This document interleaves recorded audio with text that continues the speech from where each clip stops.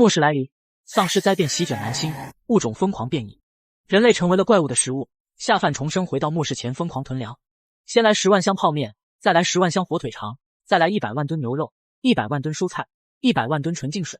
当众人在末世饿成狗，下饭则躺在粮仓里撸猫。饭少，这样的叫醒方式还满意吗？你是雪儿？讨厌了，明知故问。周一肯定是我陪你啊，周二是萌萌，周三是丽丽，周四是婷婷，周五是娇娇，周六周日休息的嘛。下饭顶着一张帅气的脸，呆呆地看向窗外。此刻阳光明媚，生机勃勃，半山别墅外一片宁静安详，根本没有末日时的恐怖景象。今天是几号？5月6号啊。221年5月6号。什么221年？饭少，你是不是昨晚喝太多了？今天是220年5月6号。饭少，我要去上班工作喽。下饭慌忙找到自己的手机，一脸震惊地盯着屏幕上的日期。啊擦，今天真的是220年5月6号，我重生到了末世开始前的第10天。他清楚地记得，末世降临后，下饭在丧尸肆虐的世界一路拾荒一路稳，然后幸运地斩杀了一只变异丧尸，得到了一颗觉醒晶石，觉醒空间系异能。末世里最可怕的不是丧尸，而是人性，是饥饿，数以千万的人被活活饿死，或者被饿疯的人群当作食物吃掉。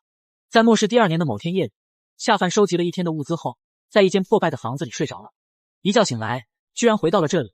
现在开始，自己要开启疯狂囤货模式，在最短的时间内囤聚最多的物资，直接在末日里躺赢所有人。不过可惜的是，没有那么大的仓库。如果自己的空间系异能还在的话，想到这里，下饭下意识摸向自己的眉心，突然面前出现了一道空间隧道开口，这是空间系异能。下饭顿时心中大喜，自己的空间系异能居然跟着自己一起重生了。随即他心念一动，立即进入了空间系，呈现在眼前的是1万立方米的存储空间，可以存储任意物品，而且保鲜，存储空间有了，剩下的就是买物资。下饭继承老富豪的产业，掌管着长安府仅有的2家5星级大酒店其中之一紫金之巅，全部身家加起来约有30多亿，其中流动资金3亿。他立即掏出手机，喂，黄老板吗？我是紫金之巅大酒店的下饭，我要订购1万箱泡面，1万箱火腿肠，现在就要，马上。什么？酒店为什么订这么多泡面和火腿肠？因为我天天鲍鱼海参吃腻了，要吃点泡面，改善生活。连夜送货到我别墅来。李经理，我要100吨牛肉，100吨猪肉，100吨蔬菜。什么？你们没有这么多存货？那就连夜给我杀牛宰猪，让手底下的肉贩子、菜贩子都行动起来啊！钱不是问题。下饭开始用自己的3亿流动资金向全市加油站订购汽油、柴油，向全市医疗机构订购药品，向工厂订购发电机。很快，下饭发现自己账户的余额已经为0了，挠了挠头，心中突然想到了一个主意。虽然自己的流动资金已经花完了，但是还有一座5星级酒店啊。下饭想了想，拨通了一个号码。喂，江伯伯，我急需一笔钱，能不能借我30亿？上集说到下饭在丧尸肆虐的世界收集了一天完物资后，在一间破败的房子里睡着了。一觉醒来，回到了末世开始前10天，开启了疯狂囤货模式。喂，江伯伯，我急需一笔钱，能不能借我30亿？哎呀，小范啊，按理说我是你伯伯，咱们2家关系又这么近，你就算借多少钱伯伯都要给。但是最近酒店确实出了点问题，资金实在是周转不开呀，所以嘛，这老狐狸真是老母猪戴胸罩，一套又一套。你江家在石油小镇的生意至少价值50多亿，资金会周转不开。江伯伯，要不这样吧，我把紫金之巅抵押给你，你看怎么样？什么？你要把紫金之巅抵押给我？对，你看这样能不能借我30亿？哎呀，你那个紫金之巅酒店虽说估值30个亿，但是最近酒店行业不景气，挣不了几个钱，这你也知道。但是咱们2家什么关系？伯伯吃点亏，最多能给你抵押25亿。这老狐狸真是心够黑。这样吧，江伯伯，你抵押给我30亿，每个月我返还给你5%的利息。5%的利息，30亿5%的利息，那就是1亿5千万。每个月啥都不干，净赚1亿5千万，行吧？看在咱们2家多年往来的情分上，我勉强同意了。行，但是明天钱款就要到账，我着急用。好，明天一早我就去找你签约。10天后末日就来了，你就等着我给你每月烧1亿5千万冥币吧。下饭啊，你最近这是怎么了？怎么会这么缺钱？哦，我最近玩网络赌博输了点钱，现在想要凑点钱翻本。真的，我下一把肯定能赢。不说了，我要去赢钱了。下饭这个败家子，借贷30亿，每月5%的利息，那就是1亿5千万，每月白给我1亿5千万。哈哈哈哈，真是个蠢小子，简直跟他那个便宜老爹一样蠢，居然沉迷于网络赌博，就算他把借的钱都输完了，咱们30亿买下紫金之巅也不亏，这就不用咱们费心思除掉他了，已经是一滩烂泥。明天咱们去找他签约，看看他如今的落魄样，想想都爽，我已经迫不及待了。此刻，夏范已经站在别墅大门口，迎来了第一支送货的卡车车队。范少，您预定的1万箱泡面已经到位，放哪里呀？先放仓库吧，一车一车的来。这么小的仓库，恐怕放不下1万箱泡面啊。叫你放你就放，要不咱们打个赌，如果仓库能放得下1万箱泡面，你再免费给我1万箱泡面。那倒是不必了，就听范少的，卸货。一声令下，卡车车队鱼贯进入别墅院子，开始往仓库卸货。这边货物还没卸完，下一波车队又到了。阿珍爱上了阿强。喂，范少，你订购的100吨牛肉到了，您看放在哪里？你们从后门进去，卸在后山吧。夏范利用时间差将装卸物资安排得井井有条。等工人全部离开别墅后，夏范就将泡面装进空间大殿之内，其他的物资也全都收了进去。整整忙了一夜，订购的物资才收了一小半。但是夏范已经困得不行了，只能先打电话让后面的物资暂缓运送，自己则来到卧室倒头就睡。阿珍爱上了阿强。谁啊？不是让你们下午再送吗？啊，什么下午再送？小范啊，不是说好今早签合约的吗？你可不能反悔呀！我夏范说话一言九鼎，绝不反悔。江伯伯，你赶紧来吧，把钱准备好就行。好，马上到。夏范来到了客厅，这时一只白猫迈着轻灵的猫步走了过来。白灵是老富豪送给夏范的礼物，已经陪伴他整整3年了。老富豪去世后的一整年，也是白灵陪伴着夏范一起度过。后来末日爆发，白灵也不幸失散，但这一次绝对要好好照顾白灵。我去，居然忘了给白灵买最爱吃的小鱼干。喂，刘老板，我要订购1万箱小鱼干和1万箱猫粮。那个猫粮不要了，全都要小鱼干，晚上给我送过来。夏范扭头看向大门口，只见一辆黑色劳斯莱斯停在了门口，是老狐狸送钱来了。夏范立即打开门禁，劳斯莱斯开进了别墅前院，停在楼门口。副驾驶车门被推开，一名身穿包臀裙、长发飘飘的美女下了车，打开了车后门。刘秘书，合同都准备好了吗？董事长放心，都准备好了。难为你了，昨夜折腾到那么晚，又起来弄合同，这个月工资翻倍。谢谢董事长。正在这时，江峰从后面走了过来。刘秘书，我爹老了，明白吗？奴家明白。哟，聪明。1分钟后，江别鹤3人走进了别墅客厅。买，赔率1比10，我买1亿那条老黄狗跑第一，就买老黄狗。老黄狗它毛色油亮，老当益壮。下饭。老黄狗你来了。下饭。你爱我呀，你不要我爱你，过来讨厌那傻甜蜜蜜。来，快坐下说。下饭啊，也不是江伯伯说你这也太玩物丧志了吧？说吧，输了多少钱了？没多少，只要这次老黄狗跑第一，我就赢回来了。那个江伯伯，钱准备好了吗？什么时候能打进我账户？钱早就准备好了，但是你要先把合同给签了。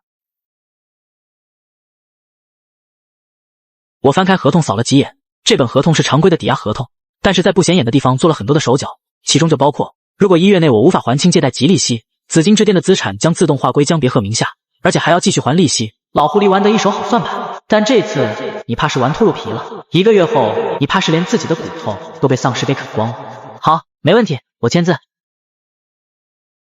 哟，慢着，江伯伯，钱呢？你放心，钱少不了你的。下饭，你就这么把夏伯伯的心血给卖了，我心里还挺难受的。哦，那你多给点钱就行了。那个合同都签了，我也不好再说什么。合同签了，还可以算码。慢着，小范，有话好好说。江伯伯，江峰这么一提醒，我倒是有个请求。你说，只要伯伯能做得到，绝没二话。这样吧，我把这栋山间别墅也一起抵押给你，2个亿。什么？下饭这是疯了吧？居然连最后的老本都抵押了，还以为这小子要临时反悔，没想到却又给了我一块大大的肥肉。好，可以，不过你这个别墅不止2亿，1.5亿。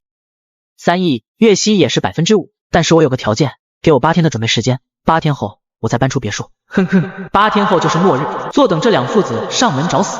成交。刘秘书，给合同上加个附加条款，就按照刚才商量的意思写。明白。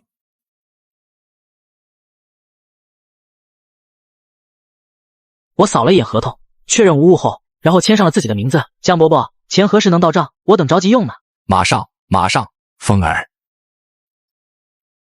支付宝到账33亿。2位，我忙得很就不送了。走吧，凤儿。从此之后，长安府就没有下家了。此刻我完全没工夫理会这俩白眼狼，因为我正在联系建筑公司和材料公司，打算把这栋别墅大院给好好改造一番，打造成一个末世基地堡垒。我立即请来了500名建筑工人，着手对山间别墅大院进行了改造计划。首先要加固围墙护栏，在四周护栏上加装高压电网，这样一来，普通丧尸就无法靠近，稍一触碰就会被电成焦炭。其次，还要扩建几个仓库和大棚，仓库用来储存物资，大棚用来种植各种蔬菜和水果。不过可惜，不能养殖鸡鸭牛羊，因为在末日里，除了人类，几乎所有动物都会变异，植物却不一定。而比较常见的天灾一共有3种，第一种是紫日，太阳变为紫色，凡是紫色日光照耀之处，动植物全部堕落变异。第二种是血月，月亮蒙上猩红血色，凡是血色月光照耀之地，所有动植物都会陷入疯狂杀戮状态。第3种是赤色风暴，赤色风暴席卷全球，倾盆大雨夹杂着银色雷霆，可以将陆地瞬间变成汪洋大海。雨水中变异的蓝环章鱼、堕落大白鲨、幽冥玄武等等各种深海怪物就会入侵陆地，开启一场鲜血盛宴。但是只要不被紫日和血月直接照耀，不被赤色雨水淋到，植物就不会发生变异。所以我打算建造几个大棚，大棚顶部加装防爆玻璃和紫外线有机高分子钢化膜，这样一来就可以隔绝紫色日光和血色月光，确保蔬菜果树正常生长。但有时候你不得不走出基地，去某个地方搜刮物资、捕猎丧尸之类的，所以我还需要一辆出行工具，一辆大马力、重装甲、防爆胎的超级末日车。想到这里，我直接开着自己的超跑，一脚油门朝车改场冲。我意外重生到末日来临的前10天，把自己的酒店和别墅抵押给富豪借了33亿，用来囤物资和打造别墅来抵抗各种天灾和变异物种。现在我缺一辆可以在末日里用来搜刮物质的防爆装甲车，我直接一脚油门朝车改场冲去。15分钟后，我开着超跑来到了车改场。耗子，哟，范少来了。王浩，车改厂的头号技师，为人老实，改装技术一流。在上次末日时，我曾经跟王浩一起逃避丧尸的追杀。我有时候找到食物会分给王浩，后来王浩为了救我，被丧尸群给吞噬。所以王浩是我在末日里仅有的一个兄弟，过命的兄弟。我暗暗发誓，这一世要护王浩周全。这次我要玩一把大的，怎么样？陪我玩一把呀？那有啥不敢啊？你范少发话，我浩子舍命陪君子。说吧，这次要怎么改？我刚要说话，突然瞥见了车库里面的一台军绿色重型卡车，厚重平稳的底盘，防爆防窥的玻璃，刚硬的车身和线条，真的是末日专属绝品坐骑。我要它。啥玩意？你要这个？这军用车是前几天收来的报废车。我知道，就是它了。这辆车除了底盘架子，其他核心部件全都报废了。你要改下来，至少要花上100万。你花那冤枉钱干啥？1000万，我给你1000万的预算，按照我的要求给改出来。怎么没信心？说啥呢？就是改，你说怎么改吧？这个发动机给我换成你们店里最大马力的，传动轴换最好、最结实的，钢化玻璃换成防爆的，外面再加一层防爆网，整个车身用加厚钢包裹起来，车胎换成防爆车胎，油箱要注意啊，一定要大，而且要厚，坚决不能漏油，还要准备100个备胎、100个火花塞、10套修车工具。不是范少，你这是改装车呢，还是改装坦克呢？而且你要这么多备胎干啥？这个备胎可不是你被窝里的那些备胎。我知道，让你怎么改就怎么改，重点是车头一定要安装铁头推子。范少，你改这玩意是要打仗啊，还是要推塔啊？我要撞丧尸，末日就要来了。范少，你还真是幽默，还末日，还丧尸。需要多长时间？大概10天时间搞定。我只能给你7天，耗子，7天之后你开着车过来找我，切记。好，加班加点，7天。你们老板呢？2楼办公室吹空调呢。行，我去找一下他。找他干啥？那可是个奸商。我要把这辆超跑卖了，估计能卖3000多万。啥玩意？你要把这辆超跑给卖了？这辆车改了10几次，可是你的心血啊。没办法，我缺钱啊。你要是缺钱，那我得缺啥呀？我缺命吧。我真没开玩笑。我找到改装车厂的老板，付了改车的定金，再把自己的超跑给卖了。果然跟王浩说的一样，那货是个妥妥的奸商，价值3000多万的超跑，结果就卖了2000多万。随后我叫了个出租车朝半山别墅，谁知却堵在了半路上。只见整个盘山公路上都是往我别墅拉货的重型卡车，将整个山路堵得水泄不通。这么多物资，这是赶着去救灾吧？还真让你给说着了，的确是救灾，但只救我一个人。我说最近肉价咋越来越高，合着都被拉去救灾去了？可不是嘛，昨天我去买猪肉，结果老板说断货了，你说气人不气人？花擦，长安府的猪肉都被我买断货了，看来长安府还是太小了呀，这才花了30亿就没货了。我也没闲着，订购了100根高压电棍，还定制了10把唐刀。时间一晃就是7天过去了。此刻我正在空间圣殿之中清点着囤积的物资：1万吨大米入库，1万吨面粉，入库；1万吨牛肉，入库；10万吨纯净水，入库。看着满满堂堂、一望无际的空间大殿，我的心里总算有了着落。这么多物资，足够自己在末日里苟到天荒地老、海枯石烂。按照时间推算，明天末日就要来了。别墅的改造工程已经基本完工了，先去验收一下。别墅左边是5间大棚，顶部安装了钢化玻璃和防紫外线高分子有机膜，里面种上了10几种类的蔬菜苗子和果树苗子。别墅右边的游泳池也用钢架围了起来，改造成了鱼塘。我还在里面养了10几只锦鲤和乌龟，想看看它们变异后会是什么鬼样子。别墅的墙体也被加厚了半米，玻璃全都换上了防爆钢化玻璃。范少，围墙电网已经安装完毕了，您要不要去试一试？我意外重生到末日来临的前10天，把自己的酒店和别墅抵押给富豪，借了33亿用来囤物资和打造别墅来抵抗各种天灾和变异物种，改了10几次的超跑，也变卖了报废的军车，准备把军车打造成装甲车。而现在离末日到来还有1天时间，别墅的围墙也都安装好电网，准备试一试威力。随即我跟着电工师傅来到了铁栅栏前，铁栅栏没有一丝安装电网的痕迹，因为电路全都埋在了地下，这样才保险。范少，这是遥控器。现在铁栅栏连接了高压线网，只要一按这个红色按钮就可以通高压电。如果后期用发电机或者蓄电池供电，只要把线路插头改一下就行。可是用什么来实验呢？范少别急，我工友去后山林子里抓野味去了，马上就回来。10分钟后，几个工人抬着一头小野猪就回来了。这头小野猪虽然个头不是很大，但是毛皮十分厚实，性格十分凶悍，普通丧尸的防御力也就跟这头小野猪差不多。行，就用它来试一试。大家准备，1、2、3， Go！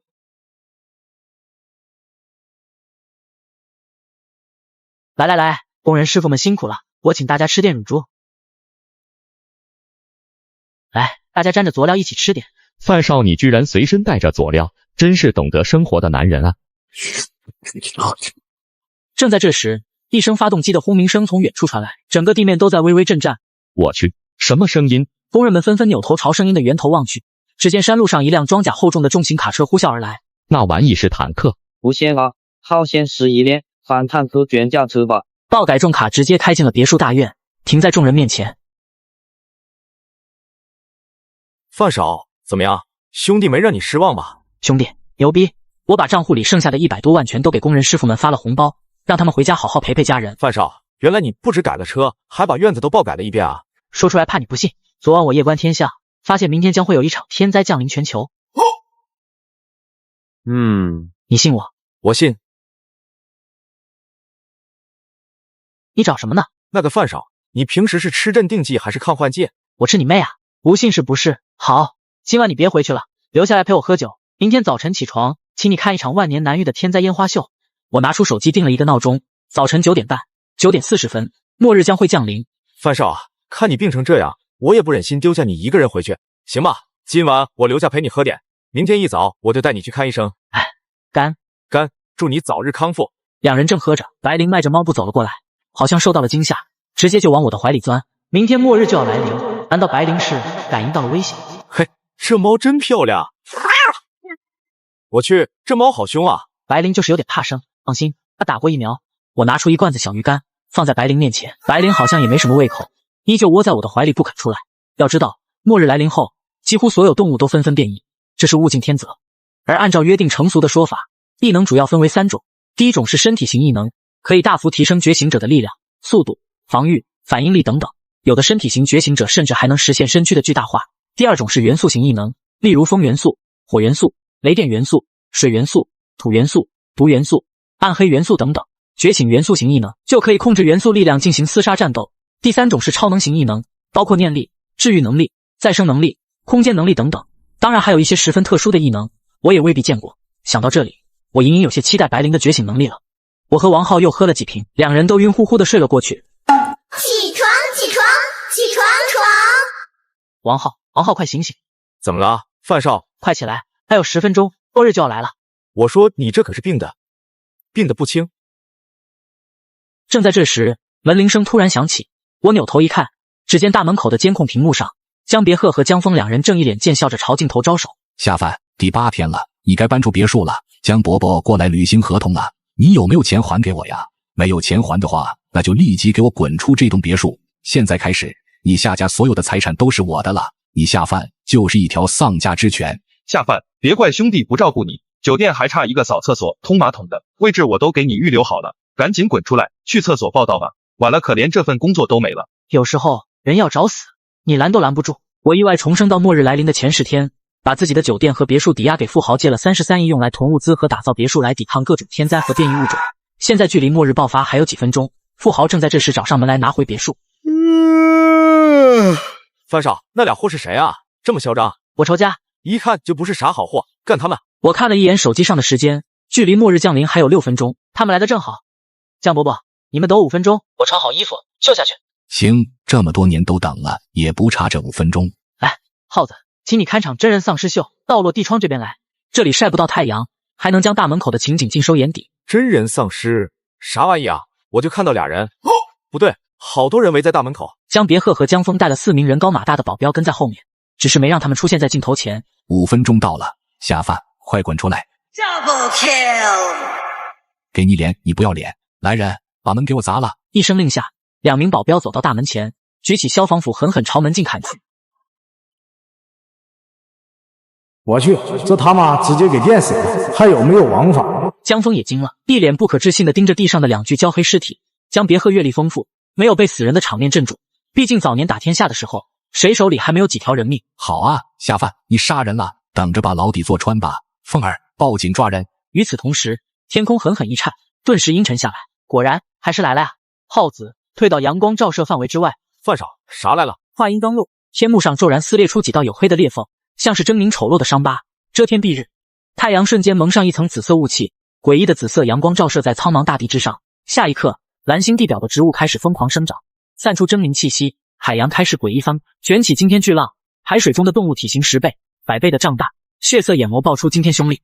城市里，街道上的行人顿时发出撕心裂肺的嘶吼声，身体开始腐烂，成片成片的倒在大街之上。几乎是转眼之间，整座长安市失去了生机，死气沉沉。1分钟后，血色云雾散去，太阳褪去了紫色，重新恢复了本来面貌。但是大地之上一片疯狂，丧尸肆虐，变异的动植物相互啃食。范少，怎么了？怎么了？这是耗子，末日来了，末日真的来临了。王浩愣在原地，呆呆地盯着窗外的世界，根本无法接受。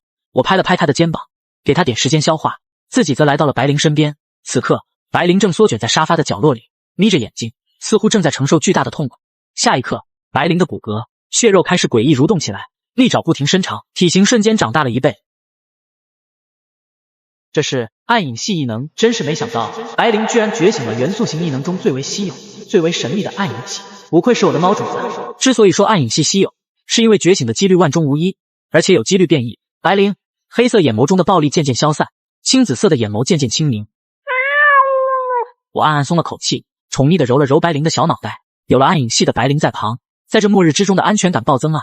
虽然他现在只有青铜阶1级的实力，但我有信心让他飞速进阶。耗子，你跟白灵先在这里待着，我去办点事。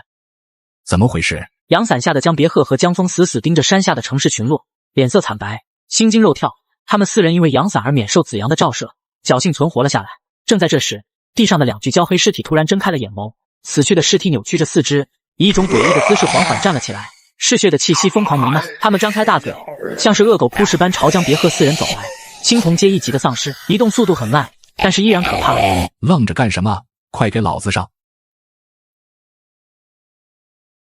爹，怎么办？跑，快跑！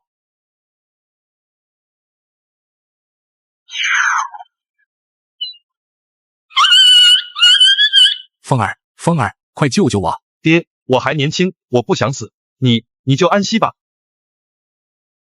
你个孽畜！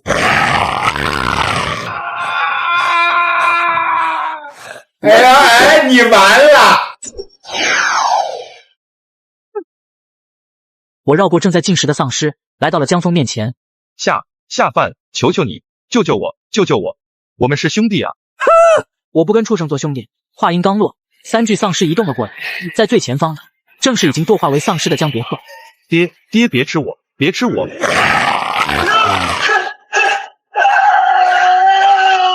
下饭，快杀了我！我不杀畜生，嫌脏。我意外重生到末日来临的前10天，把自己的酒店和别墅抵押给富豪，借了33亿用来囤物资和打造别墅来抵抗各种天灾和变异物种。现在末日如期而至，富豪父子上门来拿回别墅，在我的帮助下成功变成丧尸。在3只丧尸的围攻中，江峰最终痛苦死去，没了气息。下一刻，他猛然睁开了空洞的眼睛，也堕落为一只丧尸。我将弓弩收起，手里换上了一根电棍。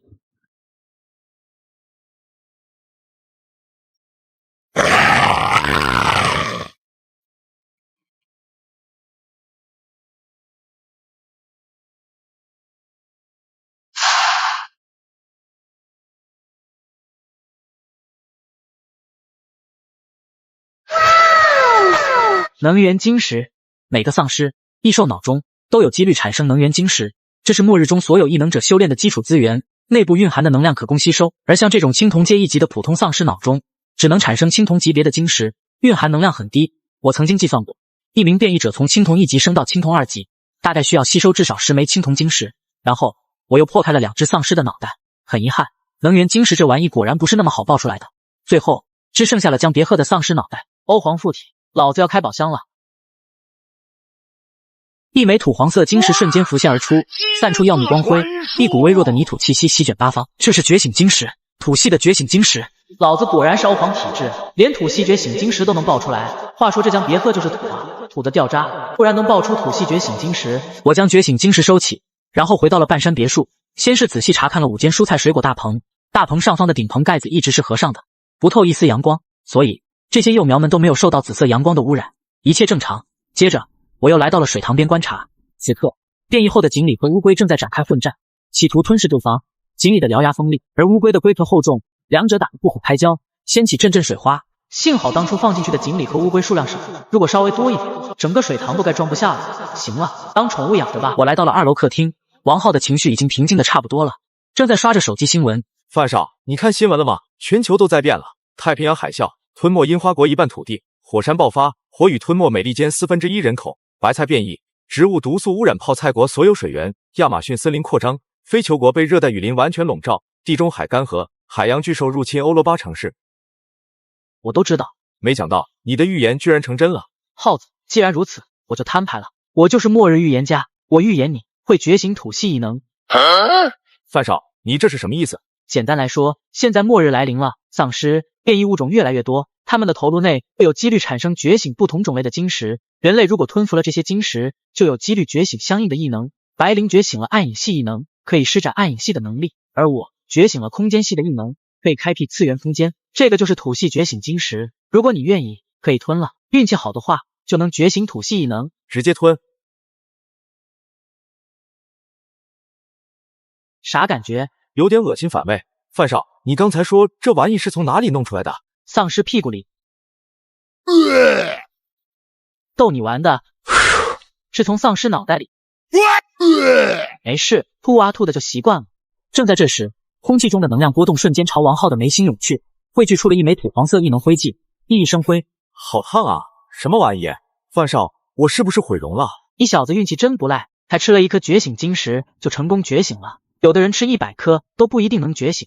我擦，我真的觉醒异能了，但我感觉身体没啥变化啊。你现在等级太低，跟普通人没啥区别。想要发挥异能威力，必须猎杀丧尸，获取能源晶石。原来如此。对了，范少，我刚才就想跟你说来着，我要去救我女朋友，我打电话给她，一直没人接。你确定要去救她？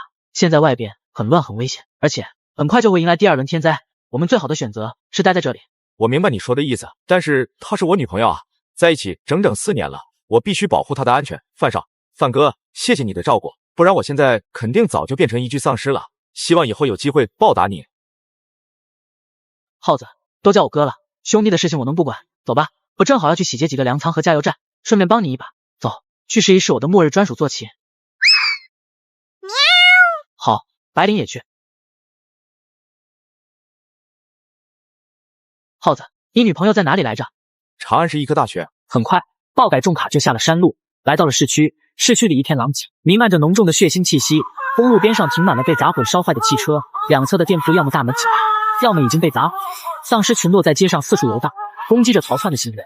这些人太惨了。说着，他脚下猛踩油门，钢铁车头撞飞了2只游荡的丧尸。这就是末日。我意外重生到末日来临的前10天，把自己的酒店和别墅抵押给富豪，借了33亿用来囤物资和打造别墅，来抵抗各种天灾和变异物种。好哥们在我的帮助下成功觉醒土系异能，随后开着爆改重卡前往医科大学去救哥们的女朋友。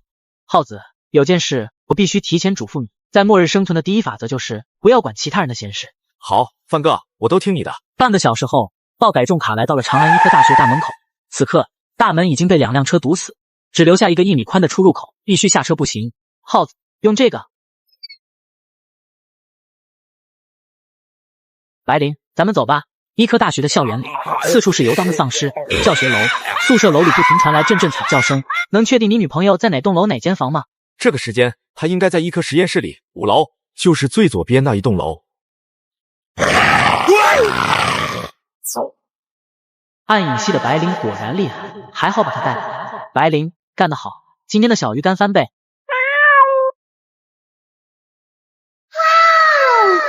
看来白灵才是欧皇体质，一爪子下去就是一颗名媛晶石。范哥，这校园里的丧尸好多啊，咱们怎么进去？那些都是普通的青铜1级丧尸，移动速度慢，我们只要弄点小洞，把他们引开一段距离，然后快速通过就可以了。咋弄出小洞啊？准备好了吗？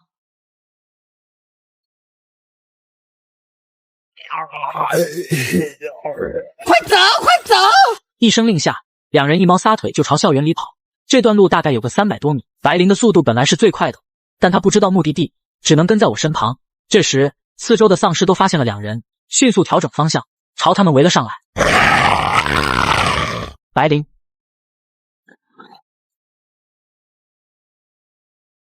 快进楼！耗子，把长椅搬过来，堵住门。哦。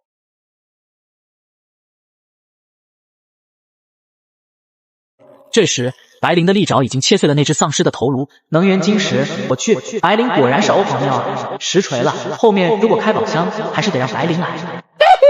走吧，这里不能久留，直接上5楼。范哥，走楼梯还是电梯？楼梯，万一电梯打开，有啥幺蛾子，跑都来不及。沿着楼梯一路朝上走。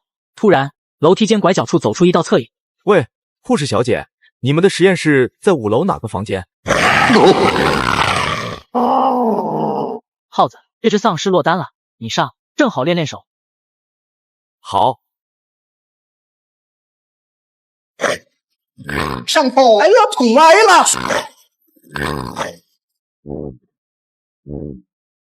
范哥，这电棍怎么不管用啊？嘿，你他娘的还真是个天才！不按按钮用，我擦，对啊。行，终于不是个厨了，走吧。终于，2人一猫顺利来到了5楼。5楼已经停电了，昏暗的走廊里，不时传来鞋子摩擦地面的声音。我走到一扇房门前，上方有玻璃窗口，透过玻璃窗口朝房间里看去，房间里光线昏暗，十分空旷，似乎没啥东西。哎呦我的妈！吓老子一跳！哎，没事，管着很。那敢来嘛？来嘛，来嘛，来嘛，来嘛，来，出来！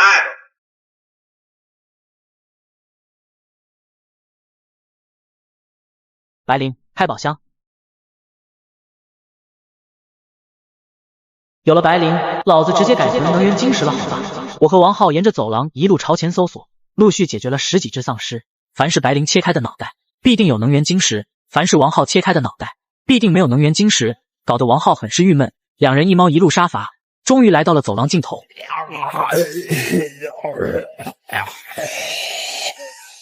范哥，这么多丧尸怎么搞？必须要把他们给引开，分散搞。那就搞。打他！白灵，去。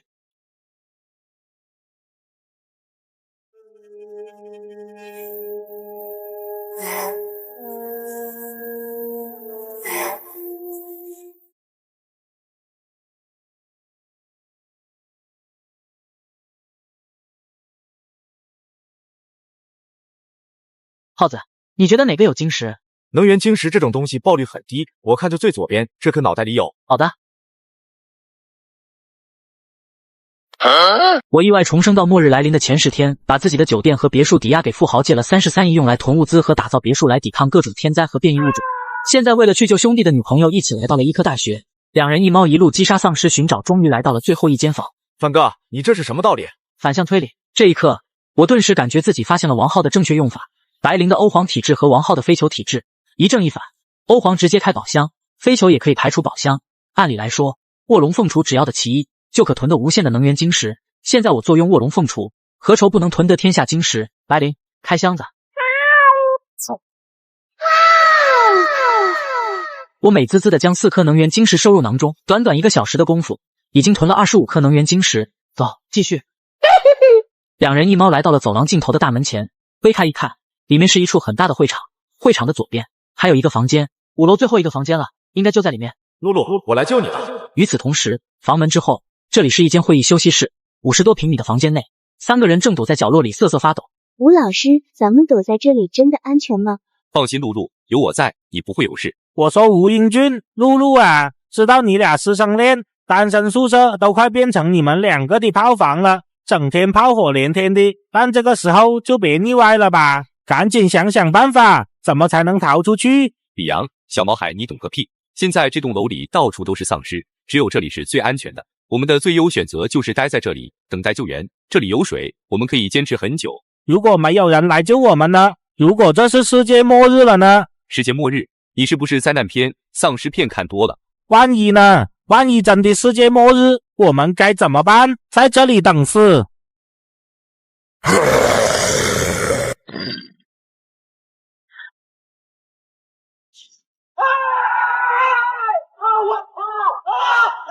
快走，快走！吴英俊拉着露露就朝房间另一侧跑，最后2人缩在了门口的角落里。他们已经无路可走，门外是丧尸群，他们不能开门，但房间里又有只恐怖的怪物，进退两难。吴老师，我害怕。不怕，我会保护你的。等会那个怪物过来，就先把露露给推过去，或许这怪物吃饱了就不吃我们了。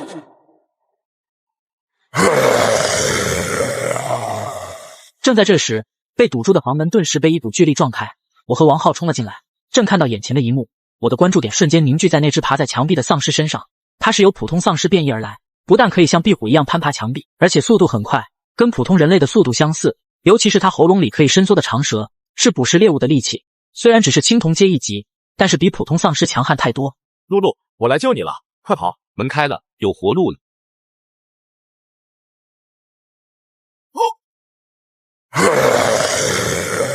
耗子，关门！这玩意太猛了，咱们走。此刻，先逃走的吴英俊和露露已经跑到了下一道门口。我勒个擦！这玩意真狠，快跑！愣什么？快锁门！怪物追上来了。可是他们……可是个屁！什么时候了还管别人？自己活命要紧。露露，你干什么？快开门！隔着玻璃，露露看着王浩被变异的丧尸追逐，心中反而释然了许多。4年来，都是王浩打工赚钱，供自己上大学，日常开销。但是他毕竟只是一个地位卑贱的修车工，下等人，跟着他能有什么出息？而吴英俊不一样，他才是上层社会的精英人士，跟着他才能穿名牌衣服，背名牌包，坐在跑车里吹空调。现在只要王浩死了，就再也没有人知道自己跟王浩的关系。露露，开门啊！耗子，很显然他已经做出自己的选择了，你现在应该明白我对你说过的话了吧？有些人他根本不是人。耗子，现在不是伤胆的时候，还有个小宝贝等着我们解决。范哥，我明白了，现在怎么搞？等会咱们这样。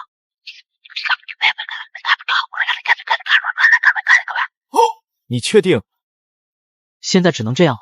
妈的，拼了！白灵打在我身前，不停发出警告般的低吼声，与变异的丧尸周旋。如果真打起来，如今的白灵还不是变异丧尸的对手。我悄悄地移动到王浩身后，在空间系统里拿出一根2端都绑着挂钩的绳索，然后我将一个挂钩挂在门把手上，另一个挂钩挂在王浩的后腰带上。做完这一切，我拍了拍王浩的肩膀，然后示意白灵后退。你过来呀！我重生到末日前10天消费100亿囤物资，在丧尸肆虐的末世之中躺赢所有人。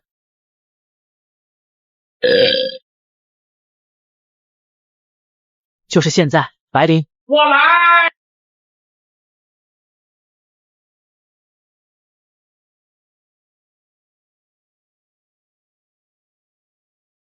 搞定。耗子，你没事吧？没事没事。那你怎么趴下了？我有点虚。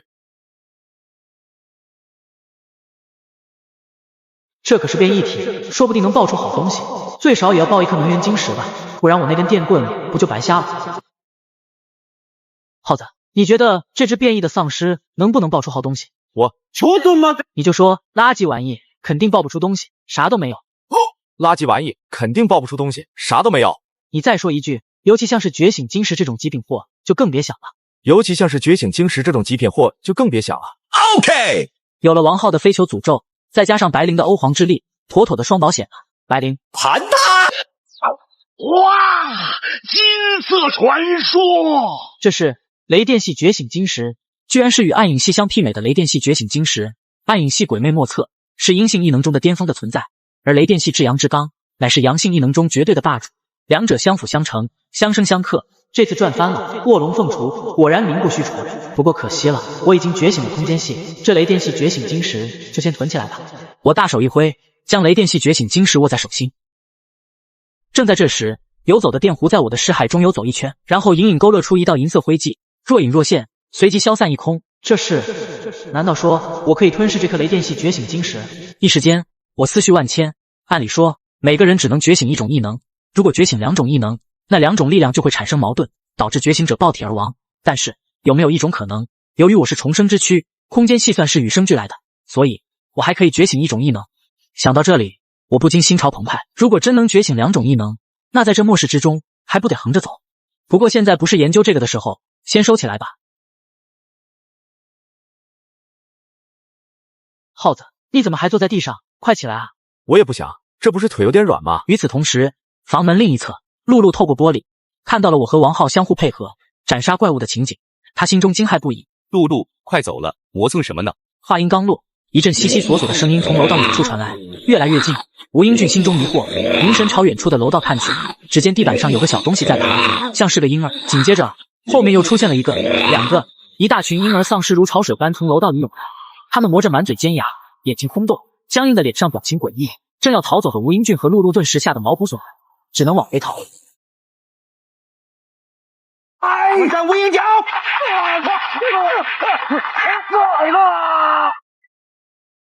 王浩，快开门啊！我是露露，是你女朋友，难道你不爱我了吗？我的露露已经死了，死在我心里。我求求你，求求你，王浩，开门啊！只要你开门，我怎么伺候你都行。刚才让你开门你不开，现在又求着我们开门，可笑，自己造的孽，好好享受吧。话音刚落，婴儿丧尸群顿时吞没了吴英俊和露露。下一刻，令人毛骨悚然的啃食声夹杂着撕心裂肺的吼叫声充斥整个楼道。耗子，不要为不值得的人伤心。现在外边是一大群婴儿丧尸，我估计是从育婴室跑出来的，他们堵在门口，我们也出不去，今天晚上就只能在这里将就一下了。好，范哥，野外生存的苦我也吃过，不就是一晚上没吃的，忍饥挨饿受冻。我勒个擦！来吧来吧，简单吃点。简单，范哥，你怕是对简单这个词有啥误解？今天晚上本来应该陪你喝点的，但是这里不太安全，所以只能用82年的可乐代酒，咱哥俩整点。范哥，你这咋还随身带这么多菜呢？我不是预言过末日降临吗？所以就趁着末日前几天囤了一点货。白灵，吃饭了。来，耗子，炫一个。范哥，我咋感觉有点慌？你慌什么？这饭菜这么好，总有种吃断头发的感觉。放心，只要跟着范哥，以后的伙食标准只会比这个更高。两人一顿风卷残云，20分钟不到，8菜1汤全部下肚，吃饱喝足。我从空间圣殿中取出10颗能源晶石，递给王浩。耗子，你尝试吸收，看看能不能突破青铜2级。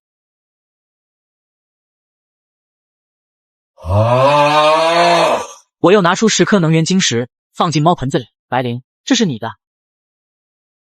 我操！你们睡床，让我睡沙发。哎，那我只能委屈一下，睡这个了。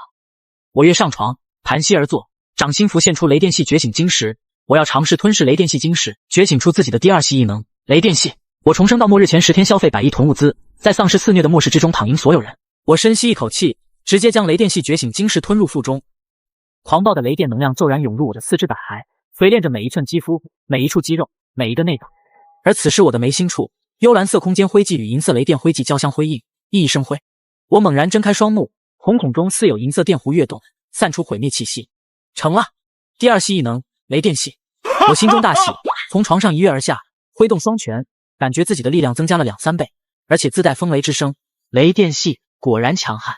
不过潜意识的时候，我从未听过存在双系觉醒者，就算是顶尖强者，也仅有一种异能，所以自己对外只展现一种异能比较好，否则容易招人觊觎。思来想去，我还是决定隐藏空间系，展现雷电系，因为自己的空间系似乎跟普通人的空间系不太一样，普通的空间系只有一层空间大殿，但自己的空间圣殿却有9层。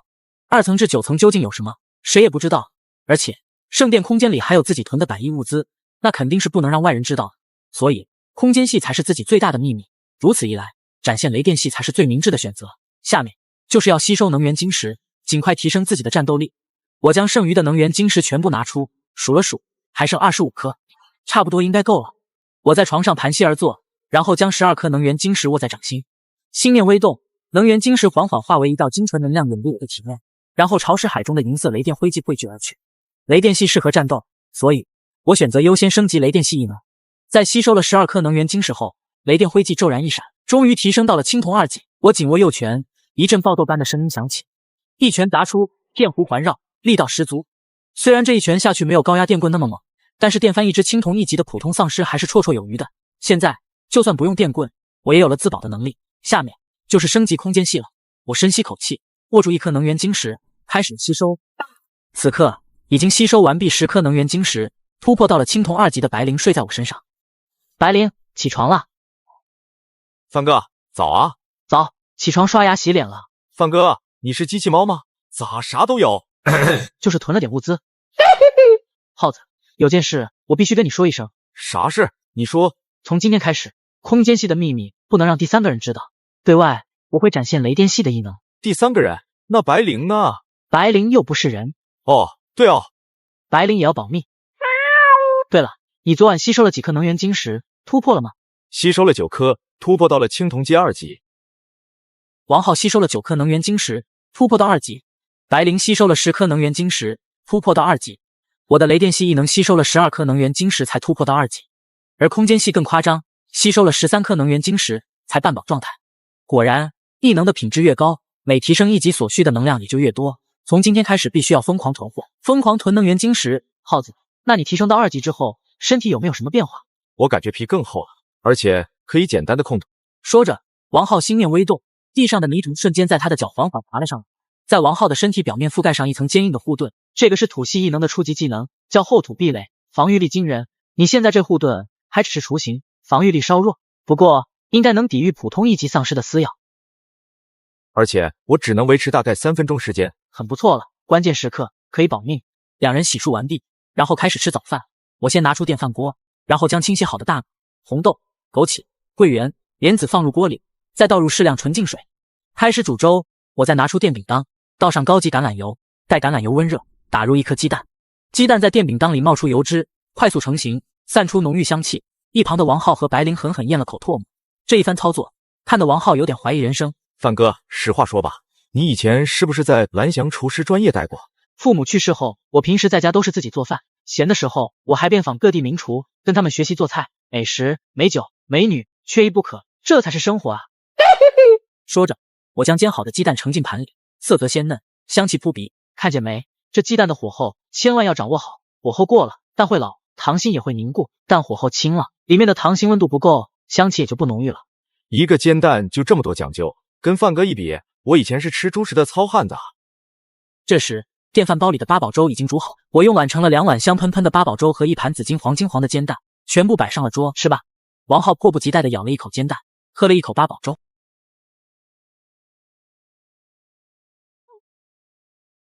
这也太好吃了吧！原来末日的生活也可以这么滋润啊。我重生到末日前10天消费100亿囤物资，在丧尸肆虐的末世之中躺赢所有人。两人一猫吃完早饭，我来到门口，透过玻璃朝外面走廊看去。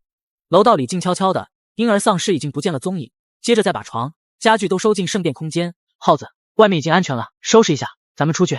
范哥，咱们去哪儿？这次既然已经出来了，就顺道把附近的几个仓库给端了吧，补充一点物资。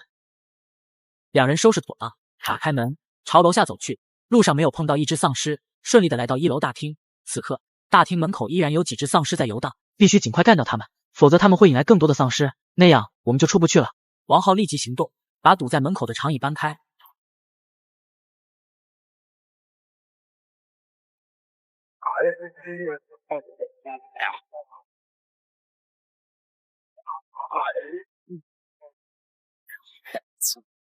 快开宝箱！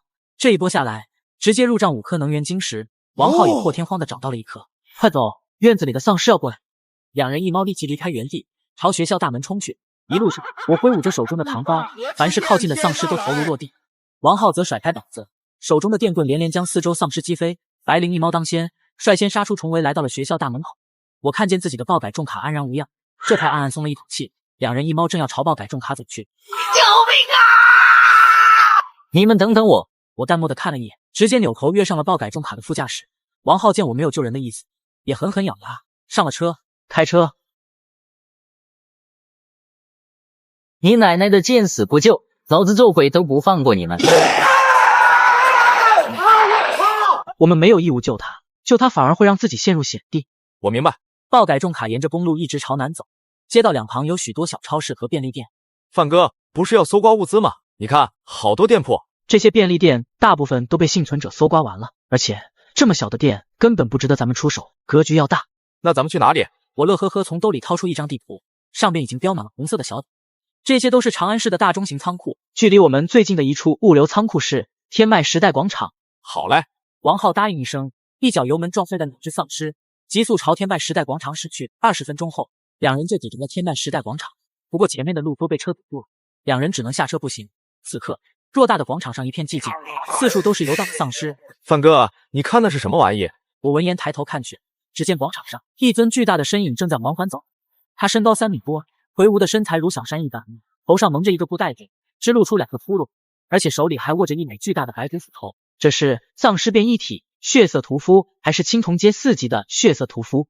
血色屠夫是所有低阶变异丧尸中最猛的，力大无比，血腥残暴。这货看着就很猛啊！范哥，咱们怎么办？快，先躲到那间商铺里去。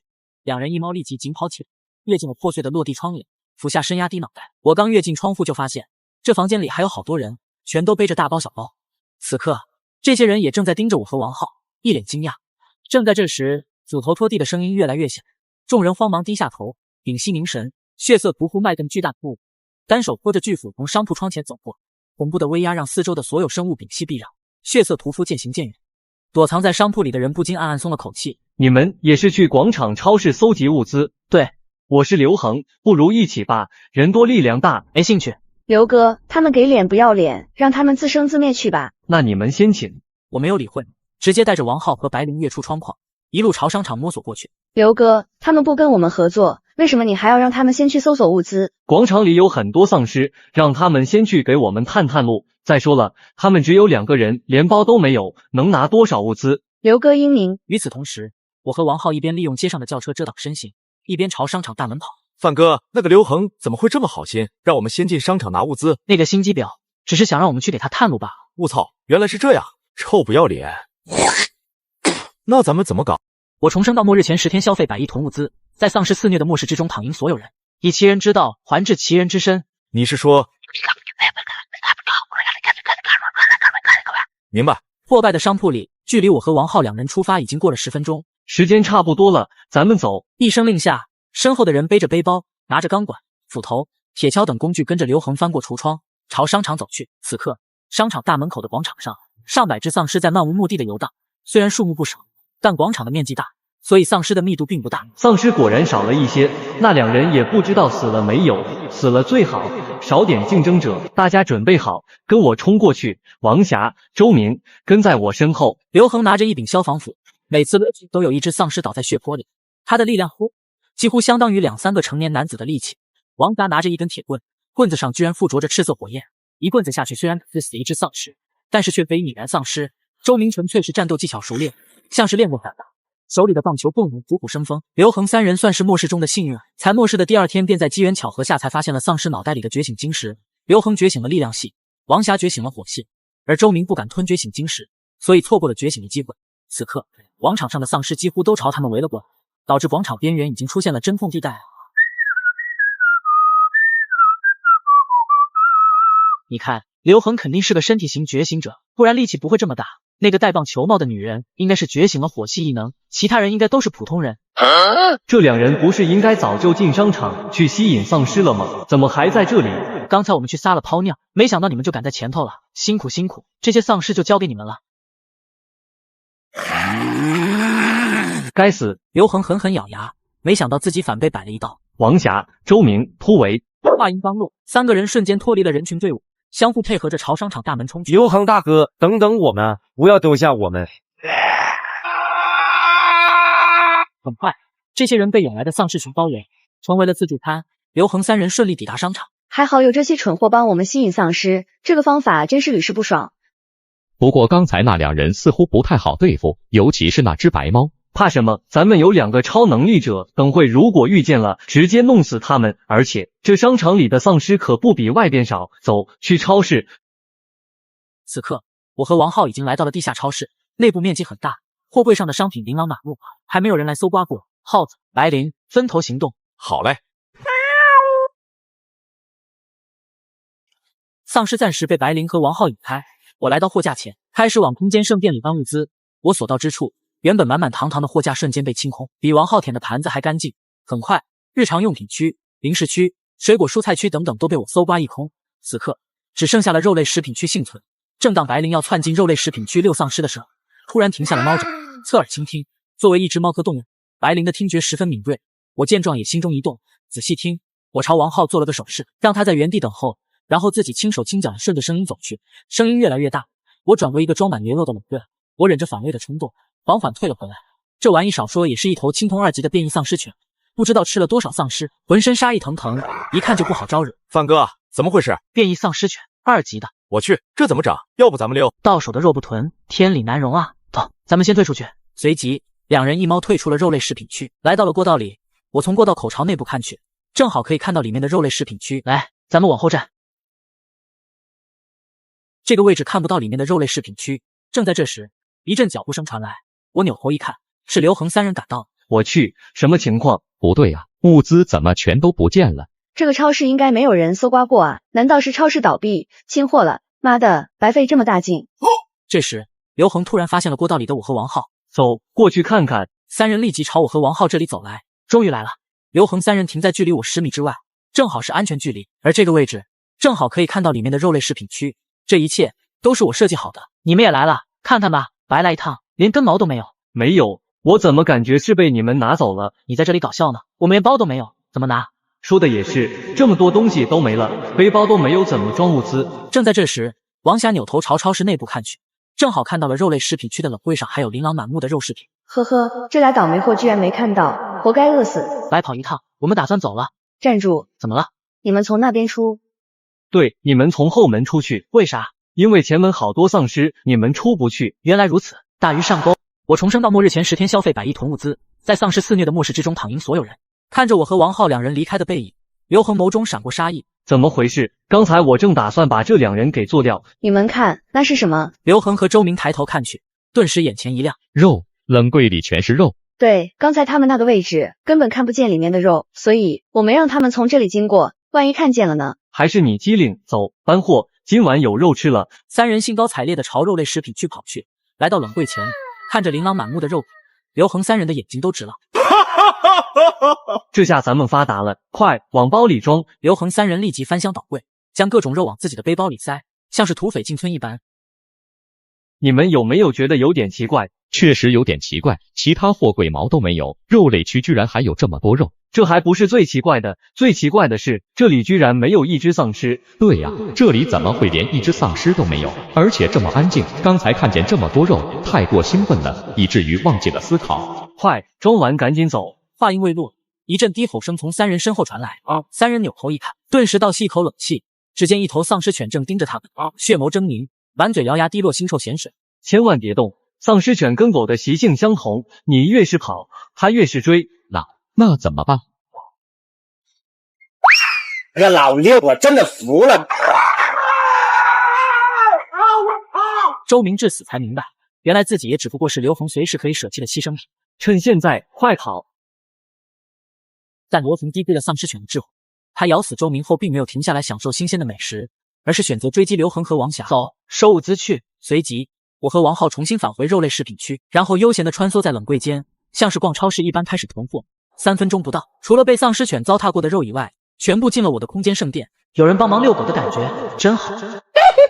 范哥，咱们撤吧。撤什么撤？像刘恒这种连自己人都可以随时出卖的阴险小人，既然惹了，就要斩草除根。走，去收3条狗命。刘恒和王霞还是没能逃过丧尸犬的4条腿，两人一狗混战在一起。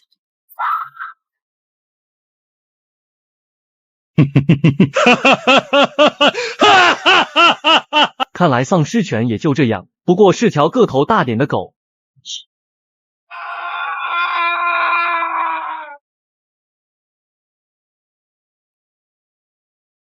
丧尸爬虫诡异的扭动身躯，刚爬了2步，随即便一头栽死在地，细长的身躯神经质的颤抖了几下，完全失去了生命迹象。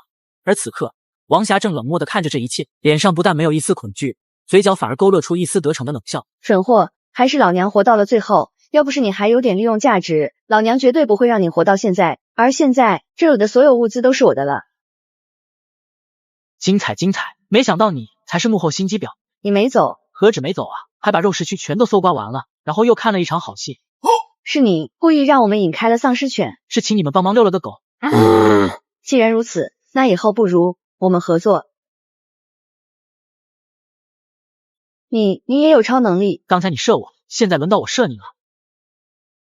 看射。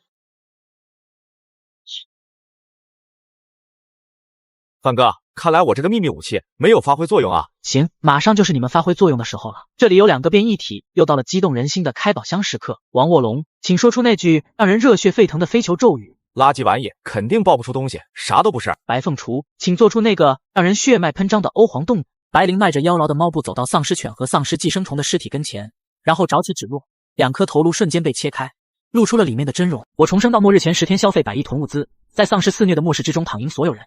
物操，只是能源晶石吗？白激动一场。我将能源晶石收起，突然感觉有点不对劲，这2颗能源晶石好像比平常大了点。这2颗是黑铁阶能源晶石。卧龙凤雏，名不虚传啊！1颗黑铁阶能源晶石抵得上10颗青铜阶能源晶石，有了这2颗小宝贝，今晚空间系必然可以突破到2级。走吧，该去办正事了。这次我们本来是来搜刮仓库的，只是顺便把超市给端了，现在就要去天麦商场的地下仓库。2人一猫来到电梯旁，这是整个商场里唯一一部可以直通到下2层的电梯。你们朝后退，万一里面有丧尸怎么办？王浩和白灵立即躲得远远的，留够跟丧尸的缓冲地带。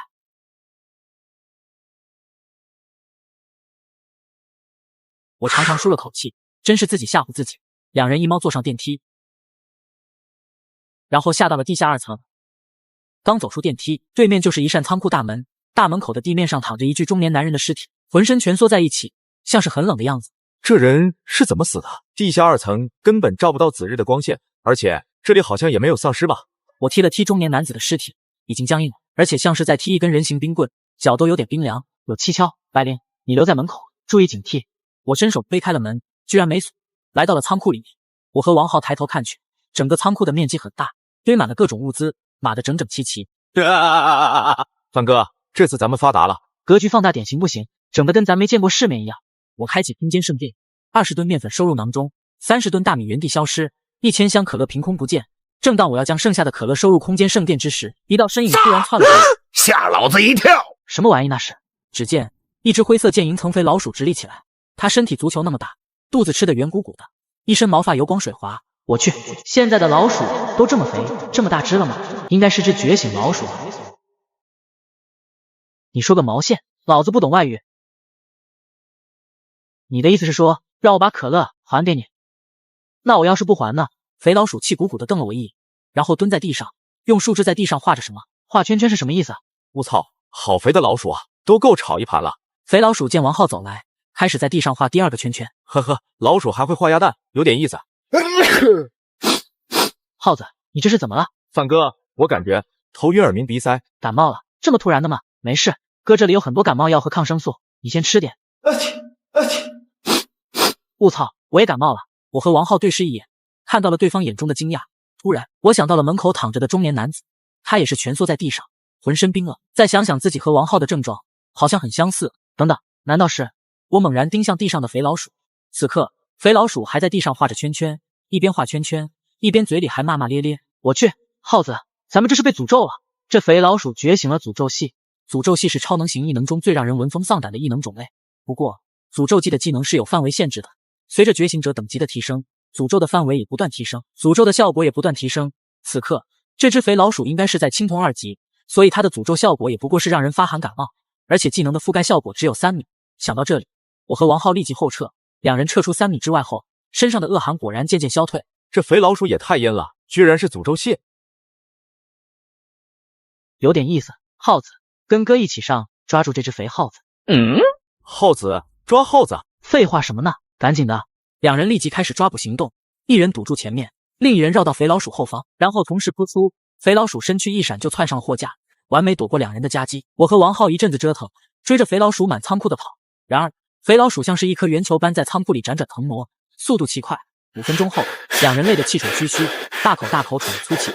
这时肥老鼠站在货架上，朝我们两人发出嘲笑声。范哥，不行啊，这肥老鼠它是个灵活的胖子，咱们抓不住啊。我差点忘了，白灵不是在呢吗？咱们来抓什么耗子？真是狗拿耗子多管。白灵，进来。话音刚落，一道黑影如烟雾般窜了进来，停在了我身边。去，把那只肥老鼠给我抓住！肥老鼠见到白灵瞬间怂了，2颗小眼珠里闪过恐惧之色，扭头就跑。哎，千万不要伤了它！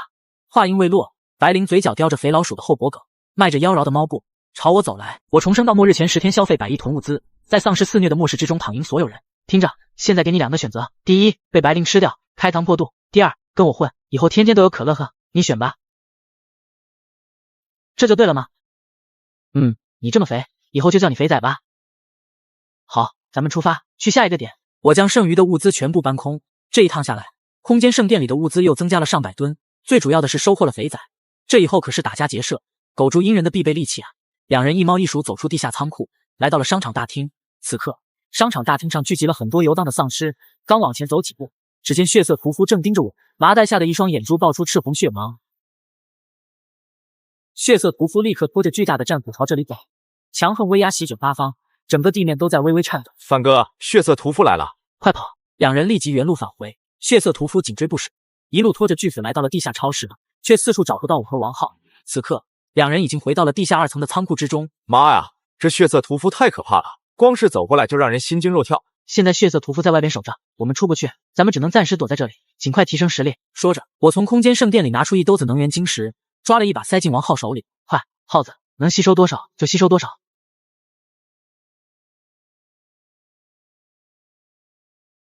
我来到仓库另一边，盘膝而坐，将1兜子能源晶石放在面前。你们2个自己拿晶石吸收吧，随用随取。白灵点点小脑袋，抓起1颗能源晶石开始吸收，眉心暗影，灰迹若隐若现。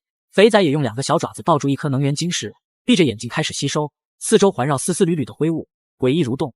我拿出了1枚黑铁阶能源晶石，开始吸收。这枚黑铁阶能源晶石抵得上10颗青铜阶能源晶石，有了它，必然能将空间系突破到2级。盲道能量瞬间游走我的4肢板来，急速朝空间系灰烬滚滚涌去。我沉浸在玄奥的感觉中，时间飞速流逝。1个小时后，空间灰烬骤然一闪，发出夺目光辉。与此同时，空间圣殿发出风鸣巨响，出现了1级通往第2层的阶梯。只要阶梯级数达到时，我就可以拾阶而上，进入空间圣殿第2层。我低头一看，手里的能源晶石已经成了灰白色，能源消耗接近2/3。空间系这么能吃的吗？这样粗略的计算下来，光是空间系提升到2级，就消耗了大约20枚青铜阶能源晶石。我深吸口气，识海中的空间灰烬光影一闪，浮现出一个空间技能，这是空间跳跃。我心中大喜，无论战斗还是苟命，空间跳跃都是绝对的神技啊！空间跳跃俗称闪现，可以瞬间移动到另一个空间坐标位置，而瞬移的距离跟自身等级相关，等级越高，瞬移的距离越长。空间系已经提升到了2级，剩下的能源晶石应该还够雷电系提升到3级。想到这里，我看向装能源晶石的小皮兜，我操，怎么空了？一旁的白灵和肥仔都贼兮兮的盯着自己，然后朝我伸出了自己的小爪子。没了，我真的没有了，这俩吃货也太费晶石了吧！此刻，白灵已经突破到了青铜阶3级，浑身散出强横的气势，而肥仔还停留在青铜阶2级。显然刚才碍于白灵的威胁，没敢抢太多的能源晶石。我见2个吃货离开，立即转过身去，然后从袖子拿出了第2枚黑铁阶能源晶石。还好老子有存货，不然就被你们这群吃货给榨干了。我继续吸收能源晶石，准备将雷电系提升至青铜3级。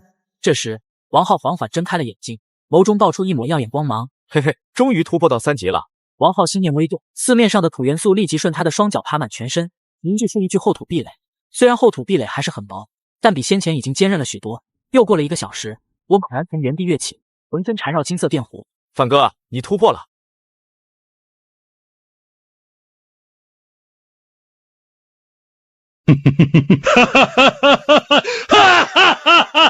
这破坏力绝了！不过自己的手掌也有点酸麻，体内的雷电元素还剩下1半，也就是说，这个技能我短时间内只能释放2次。这是雷电系初级技能雷暴。耗子，你领悟了什么技能？这个嘛，范哥，仙都快黑了，等会咱们吃什么？吃屁！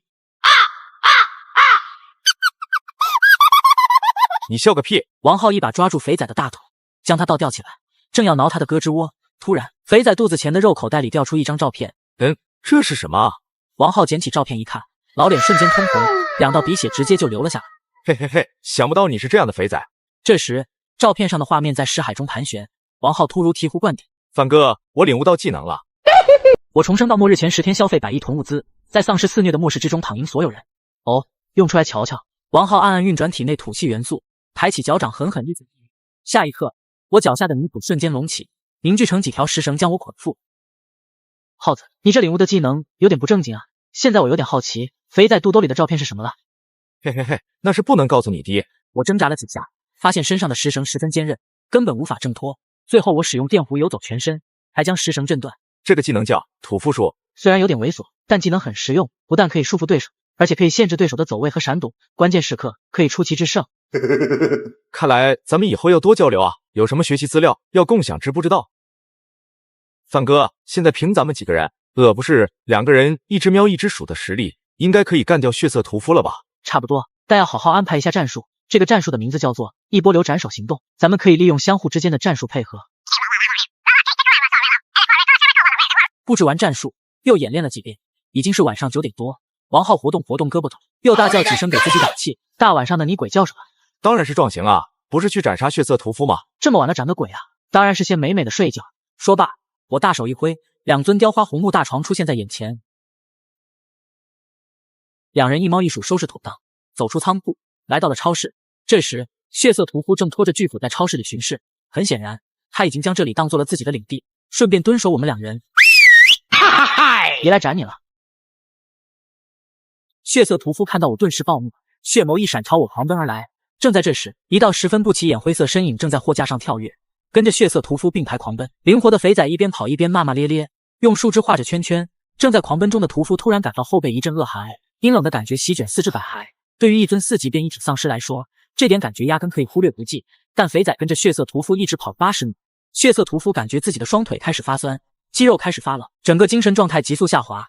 此刻，他距离我已经不足10米。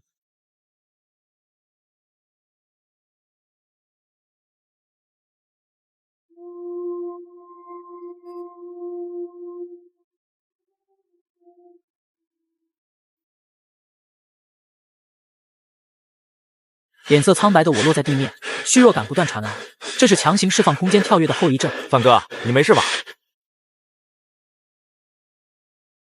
没事，有点虚，你自己留着吃吧。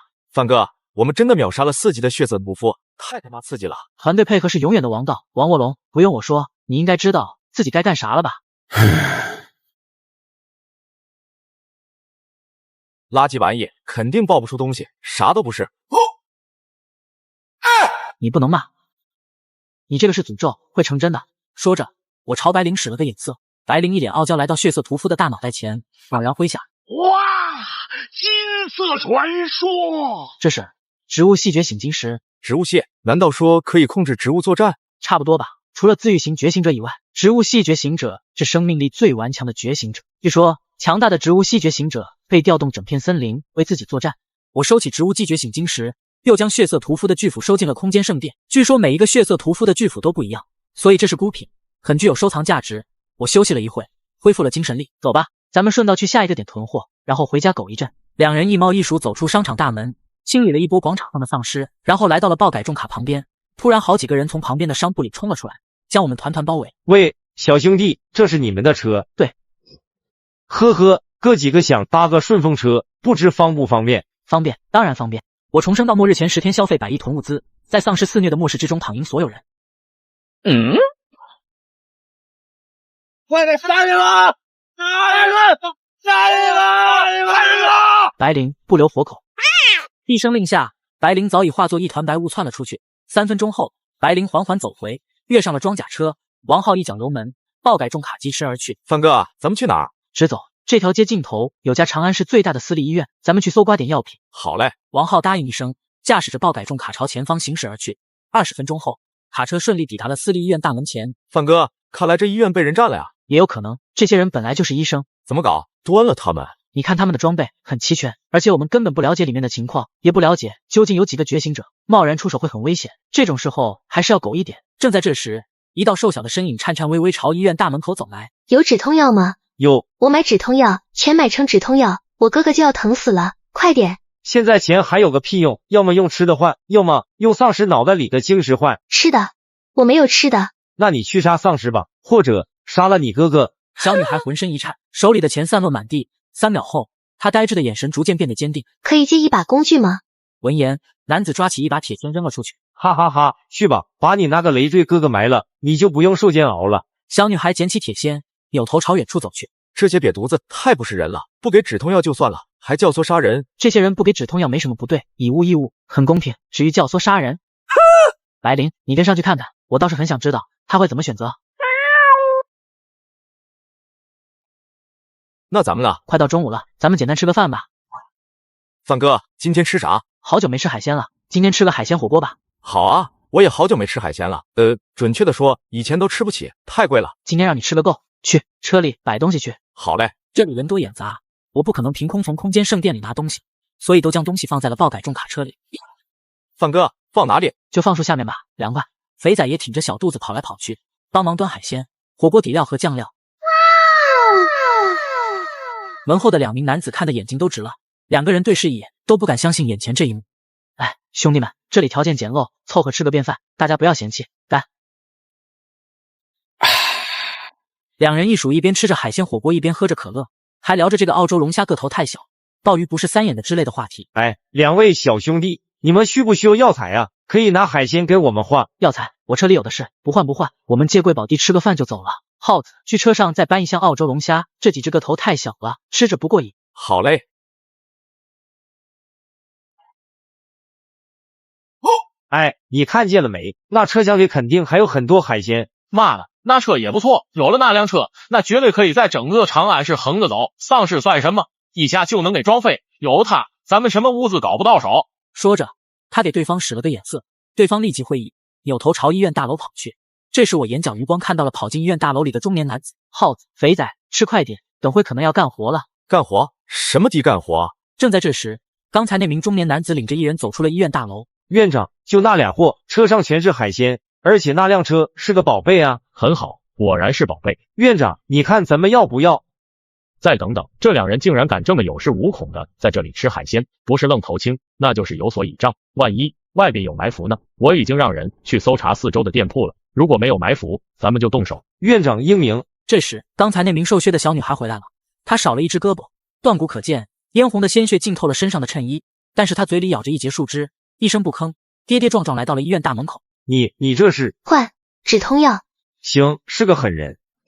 小女孩捡起地上的止痛药，跌跌撞撞朝回走。这时白灵也回来了，来到了我身边。她杀了几只丧尸，是不是觉醒者？人才难得呀！这么小的年纪，居然断臂斩杀3只丧尸，狠人啊！关键是人品，为了给他哥哥换止痛药，可以做到这种地步。末世里最贱的是情义，最贵的也是情义。确定没有埋伏？很好，动手。我才有能上来！赶紧吃，等会一锅端。范哥，你刚才不是说不了解情况，太冒险。现在引出来一看，不就了解了？而且这次是他们主动惹我们，我们打回去那叫正当防卫。你要端了人家，还正当防卫？哦，防卫过当。我重生到末日前10天消费100亿囤物资，在丧尸肆虐的末世之中躺赢所有人。这时，医院大门被打开，他们的院长走了出来，身后跟着2名门卫。院长径直穿过包围的人群，来到餐桌旁。2位吃得很丰盛啊，凑合吧，每顿都这么吃，说实话有点腻味了。 2位，我有2个提议：第一，你们加入我的医院，一起做大做强；第二，我做掉你们，然后做大做强，你们觉得怎么样？没什么事的话，你先滚吧，我们正吃火锅呢。你妈妈没告诉你，火锅要趁热吃，否则会变冷了。冰系觉醒者3级。我们的院长可是一名超能力者，这4周几家大型的单位据点都已经被他剿灭殆尽。接下来这2个憨憨马上就要吓得跪地求饶了吧？你妈妈没告诉你，跟别人吃饭一定要戴头盔的吗？冲洗。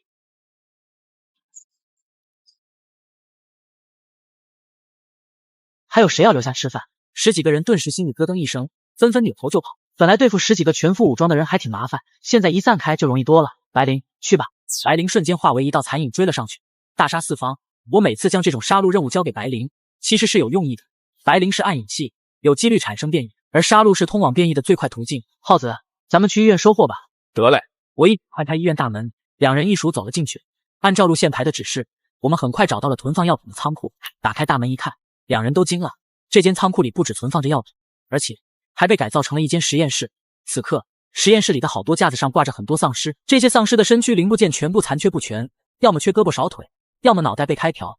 而两侧的架子上摆满了大大小小的玻璃罐，里面则盛放一些人体器官，有的器官还在福尔马林里搏动。这里好像在搞什么变态实验。我操，这群疯子居然想通过吃丧尸肉让自己永生，这也不是什么新鲜事了。不过更多研究所的科研方向是利用丧尸制造超级杀戮士兵，这样反而更现实一些。我来到医疗物资前，不愧是全市最大的私立医院，这里的医疗设备都是最先进的，储存的药品也很齐全，而且好多都是进口的特效药。笑纳了。范哥，咱们撤。撤个屁，最重要的东西还没找到呢。最重要的东西不是药品吗？当然不是，你想想，这家医院在门口用药品兑换能源晶石这么久了，那他们的存货在哪里？对啊，这群货肯定搜刮了不少的能源结晶，快找找。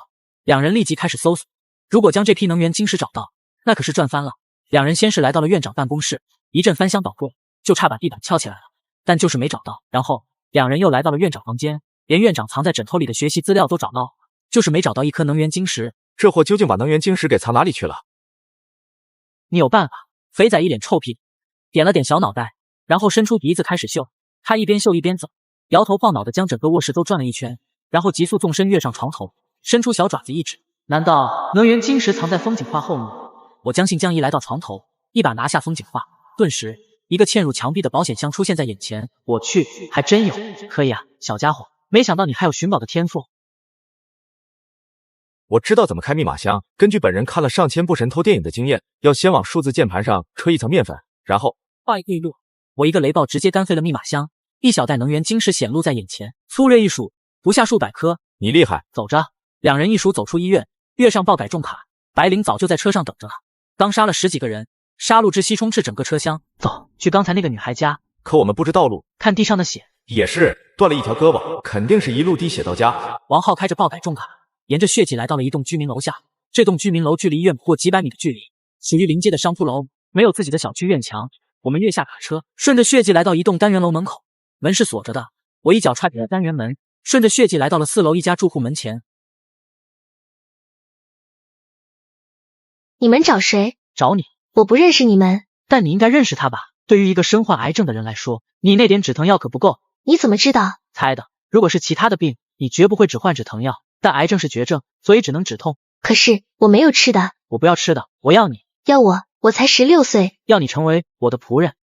请进。这孩子，你就不怕我们是坏人？坏人也无所谓，我这里什么都没有，但如果我赌赢了，就可以得到止痛药。你很清楚自己想要什么，给。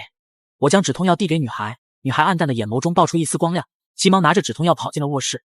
我走进客厅，扫了一眼，果然跟女孩说的一样，啥都没有。这时卧室里传来一阵剧烈的咳嗽声，我和王浩对视一眼，走进卧室，床上一个年轻男人躺在被窝里，头发掉光，脸色惨白，瘦的就剩下了一副骨头架子。此刻瘦削的女孩正用自己仅剩的一只胳膊为这个年轻人吃止痛药。你自己不吃一粒？我不用。你是谁？我是你妹妹的救世主。我重生到末日前10天消费100亿囤物资，在丧尸肆虐的末世之中躺赢所有人。但你这个病，我可没办法。我没关系。我叫夏饭，这是王浩、白灵和肥仔。你叫什么名字？我叫冷冰凌，爱与梦翠霜。冷。叫我小霜就行。小霜，从现在开始，你就是我的仆人，把这个吃了。我将植物系觉醒晶石递给小霜，小霜接过晶石直接塞进嘴里，没有丝毫犹豫。下一刻，一股磅礴生机从她的体内散发而出，如波纹一般充斥整个房间。一道绿色叶片灰烬浮现在小霜的眉心，与此同时，她感到一股酸麻的感觉从断壁处传来。低头一看，只见断壁处以肉眼可见的速度长出藤蔓，这些藤蔓缓缓凝聚成一只手臂。这是植物系异能，对大自然有着极强的亲和力，断肢也可以重生。等你的等级提高了，断臂就可以恢复成原来的样子。谢谢你。他是我的仆人，这是应该的。谢谢主人。收拾一下，半个小时后我会带你们离开这里。说罢，我朝王浩使了个眼色，离开了这里。太好了，以后有人照顾你。哥，我现在也是觉醒者了，我一定会想办法治好你。其实我还是挺喜欢这里的，小双，你去收拾东西吧。小双点点头，走出了卧室，来到了客厅。其实也没有什么好收拾的，因为什么都没有。小双看向电视柜，上面有一张自己跟哥哥的合影。他刚想走过去拿，藤蔓手臂突然伸长到5米，抓住了相框，然后收缩了回。哥，我们可以走了。小双走进卧室，发现哥哥已经用牙齿咬断了自己的腕脉，嫣红的鲜血浸透了满床。哥，快上去看看！两人跑进小双家门，发现自杀的小双哥哥已经没了气息，但嘴角还挂着一丝笑意。小双呆呆地站在床前，泪如泉涌，像是要把一辈子的眼泪都哭完。是条汉子，帮你把他埋了吧。不用埋，他喜欢这里，我不想他死了，还活在阴暗潮湿的地方。我们走吧。范哥，咱们去哪里？回家，苟起来。回家喽！王浩欢呼一声，一脚油门朝半山别墅冲去。爆改开车在高速路上飞驰，无拘无束，就算是不早被扔在半路上的轿车，也能一下给撞开。正当王浩彻底放飞自我的时候，前方的路口突然驶出一辆装甲坦克。范哥，你快看，装甲坦克！我早就看到了这让人惊讶的一幕。不过在前世的时候我就知道，华夏军方在各地都建立了庇护所，而且还派出特种部队去清剿丧尸、接收难民，堪称全球反应速度最快、效率最高的军方。正在这时，装甲坦克突然停在了马路上。我操，范哥，该不能把我们一炮给轰了吧？不会，华夏军方不会胡来，稳着点，看看情况再说。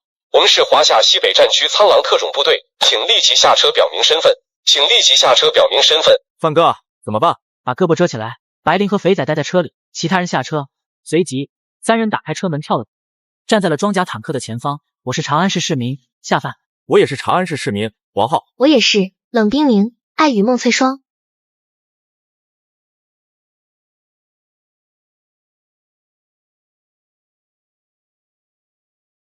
你们好，我是刘波。3位，军方在长安市南区建立了庇护所，如果遇到什么困难，可以去庇护所寻求帮助。另外，近期请不要靠近市中心。好的，谢谢。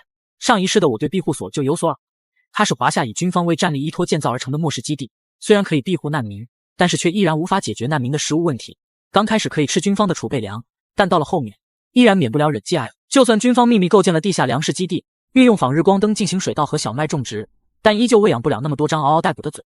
不过，我很好奇，为什么最近不让接近市中心？这时，刘波已经转身准备离开，但他眼角余光又瞥了一眼我的爆改重卡。你们这辆车有点意思，从哪里弄来的？这个问题我可以回答，但作为交换，你也要回答我一个问题。这小青年有点意思哈，还跟我讲条件，可以？好，我这车是自己改装的，平时就喜欢玩车改，没想到这次正好用上了。对，我范哥出钱出点子，我出力整出来的。原来如此，你们运气不错。该我问你了，为什么不让我们接近市中心？军事机密，回答完毕。我操，这货居然套路我！我只能说，最近市中心会很危险。说罢，他跃上了装甲坦克，装甲坦克径直朝市中心方向驶去。范哥，他什么意思啊？军事机密又很危险，我猜长安市中心应该出现了一只丧尸领主。丧尸领主？那是啥东西？变异体丧尸？丧尸领主是丧尸群里产生出来的王者，他的等级和实力都不确定。如果丧尸群十分庞大，高等级丧尸很多，那相应的丧尸领主的等级也必然很高，实力强悍。如果丧尸群数量一般，没有高等级丧尸，那么丧尸领主的实力也不会很高。但可以确定的是，丧尸领主可以控制整个丧尸群。我重生到末日前10天消费100亿囤物资，在丧尸肆虐的末世之中躺赢所有人。你知道这意味着什么吗？意味着什么？意味着全市丧尸群的活动会从混乱变成有序。对，如此一来，如果某个地点被丧尸领主盯上，他就可以调动全市的丧尸群对其进攻。想想那场面。全市的丧尸，范哥，咱们赶紧回家苟起来吧，外边的世界真是太危险了。呵呵，走，回家。3人重新回到车上，继续赶路。半个小时后，爆改重卡已经行驶在盘山公路上。太好了，终于快要到家了。主人，没想到你家也不富裕，住在山里。是啊，主人家也不富裕啊，但还是养得起你这个小女仆的。我观察着四周，发现盘山公路上很少有丧尸出没。一来这里地势比较高，远离市中心；二来这里人烟稀少，所以堕化为丧尸的人自然就少。这说明山上很安全，暂时也不会招来丧尸领主的关注。但相对的，山里也有一个致命的问题，那就是林子里有许多动物，虽然没有猛兽，最多就是些猴子、野猪、麋鹿、兔子之类的，但谁知道这些东西经过变异会成为什么鬼样子？这才是半山别墅的安全隐患呢。我心中暗暗思量，想着必须要找机会把整座山给清了一遍。爆改重卡绕过盘山公路，停在了别墅大院门前。终于到家了。小双闻言朝外看去，顿时惊得瞪大了眼睛。主人，这里就是你家？对啊，以后也是你家。这时我扫了四周一眼，顿时眼前一亮。耗子，看见院墙四周的丧尸尸体没？还真是啊，这么多丧尸被电死了。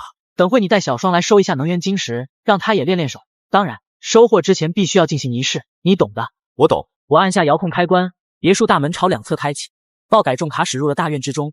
院子里静悄悄的，应该没有什么人闯进来，但我还是不放心。跃下爆改重卡后，第一件事就是查看院落各处。小双，我带你转转，熟悉一下环境。首先，我带着小双来到了泳池改造后的池塘，看看，这是咱家的小鱼塘，里面还有10几只锦鲤和10几只大王八。此刻，整个池塘里的水已经变得浑浊起来，而且根本看不到锦鲤和乌龟相互打斗的动静。怎么回事？我略略想了想，然后按下了自动排水按钮。1分钟后，池塘水已经见底，而里面哪有什么10几只锦鲤和10几只乌龟，只有一地森白的鱼骨和龟壳。与此同时，一只磐石般的大乌龟趴在池塘里，这是吞噬进化了。潜意识，我也听说过有的变异动物在吞噬其他变异动物后，小概率会发生变异进化的情况，这居然就让自己给遇上了。这老王八身子骨可以啊，居然吞噬进化了，有前途。你才老王八，龟爷今年才2岁。哟，灵智已经开了，能听懂人话了。行，那给你起个新名字，就叫隔壁老王八。这他妈不还是老王八吗？话说哪里改名字了啊？闻言，池底的乌龟顿时怒了。乌龟张开大嘴，朝我发出阵阵不满的吼叫声，杀伐之气惊天而起。这时，正在别墅里撸肥仔的白灵感应到了危险，直接一跃而出，窜到了我身旁。没事，我在调教隔壁老王。怎么，不喜欢隔壁老王这个名字？妈的，要不是龟爷爬不出这2米深的鱼池，非得把你小子的脑袋给咬下来。我见状冷笑一声，掌心瞬间凝聚出一道雷霆，直接朝水塘里一扔。乌龟顿时被电得浑身颤抖，吱哇乱叫。虽然它皮糙肉厚，龟壳更是坚硬无比，能抗几千斤重压，但不防电啊。大哥，麻了，快收了神通吧！我大手一挥，雷电消散一空。怎么样？你就说你叫不叫隔壁老王吧？好，从此以后我就是你的主人，你就叫隔壁老王。原来是叫隔壁老王，不是隔壁老王八。那行，什么还要当我的主人？叫我隔壁老王也就算了，还要当我主人，这简直就是在挑战龟爷的底线。龟爷永不为奴。我见状冷笑，掌心再次凝聚一颗更大的雷球。你好像不太情愿的样子，我下饭从不喜欢强迫别人。人类，龟爷劝你不要挑战我的底线，否则龟爷还要修改底线，太麻烦了。主人。我满意点头，掌心雷球消失，取而代之的是一只鲜嫩的肥羊腿，这是赏给你的。我操，这可是没有变异的新鲜羊腿啊！这可比那些变异后的锦鲤肉好吃1万倍。主人万岁！哼，隔壁老王，好好守着这个池塘，这里将是你的斗兽场。主人，你把那么大的羊腿给隔壁老王吃了，那可是1整只羊腿啊，我们可以吃1个星期。放心，饿不着你。哦，再去看看菜园子。我带着小双来到第一座蔬菜大棚前，走进去一看，顿时气得就要骂娘。只见偌大的蔬菜的不知道被什么践踏了一小半，巴掌大的脚印子到处都是。奶奶的，这他妈谁干的？主人，这好像不是人干的。就是，也太不是人了。我是说，这应该是某种动物进来闹腾的。你看地上那些爪印，还有蔬菜苗上的咬痕，像是某种灵长类动物。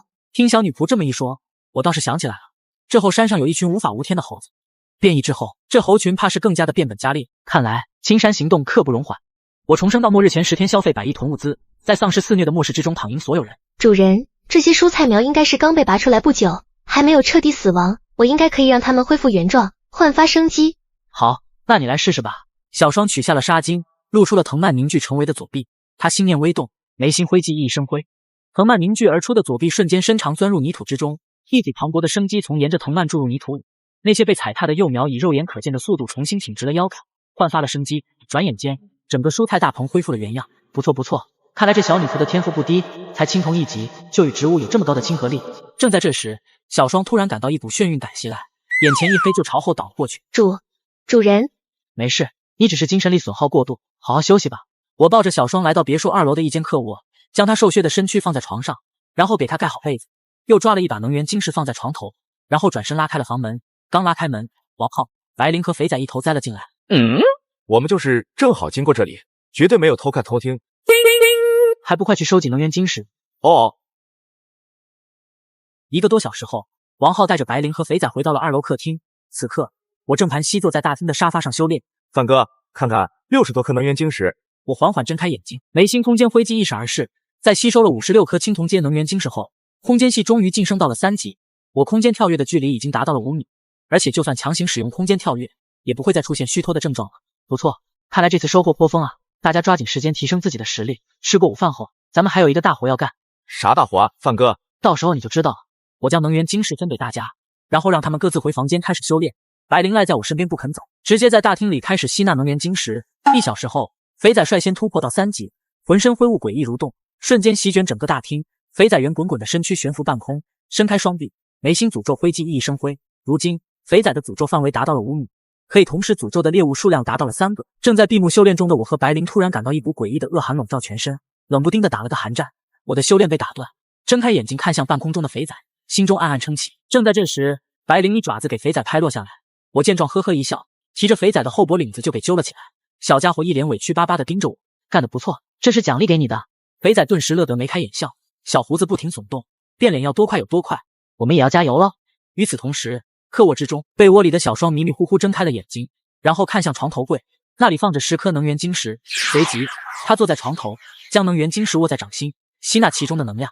此时，客厅里，我和白灵睁开了眼睛。白灵傲娇的从沙发上跃起，在半空中划出一道白雾魅影，下一刻身躯已在客厅门口处，而我浑身缠绕银色电弧，一步跃出3米多远，脚下自带风雷之音，一拳砸出，四周空气纷纷爆裂。提升到4级以后，雷霆的炼体效果成倍增加，无论是速度、反应力、力量还是肉身强度，而且我体内奔涌的雷霆元素更加壮大，足够我在短时间内连续使用2次雷暴技能。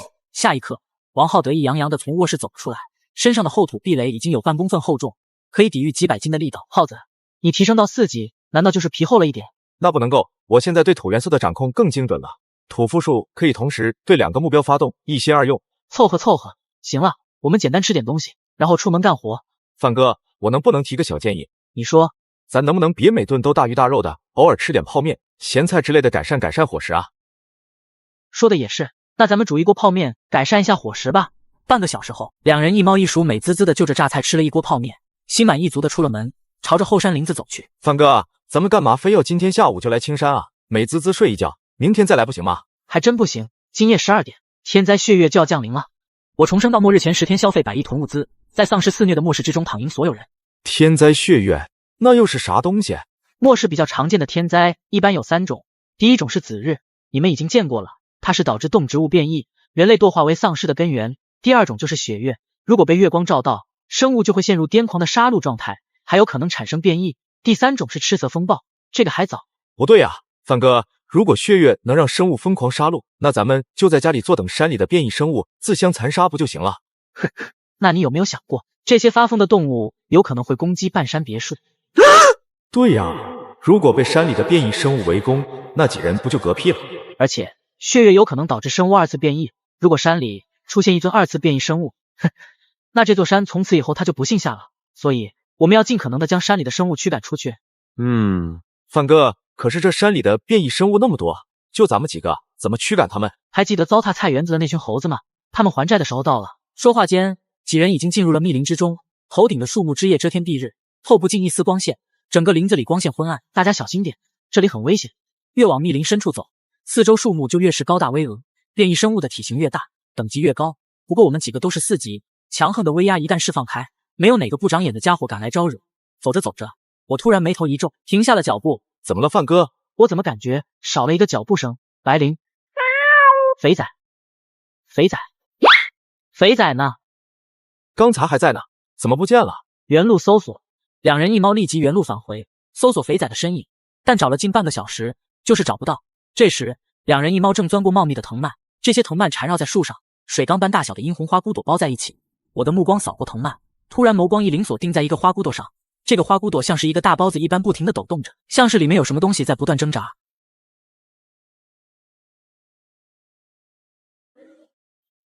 我用长刀剖开花骨朵，一个小脑袋从中钻了出来，正是惊慌失措的肥仔。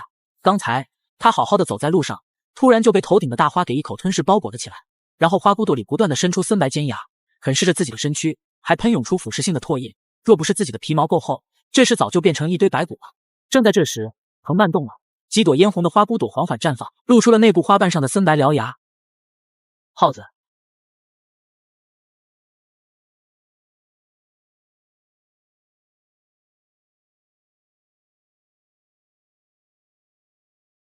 妈的，什么玩意这是？正在这时，被斩断的藤蔓居然以肉眼可见的速度重新生长而出，藤蔓再次长出新的枝叶，拳头大小的花骨朵迅速长大成磨盘大小，再次朝白灵吞噬而来。范哥，这货怎么还能重生啊？这不是重生，是分裂再生，这两者差别还是很大的。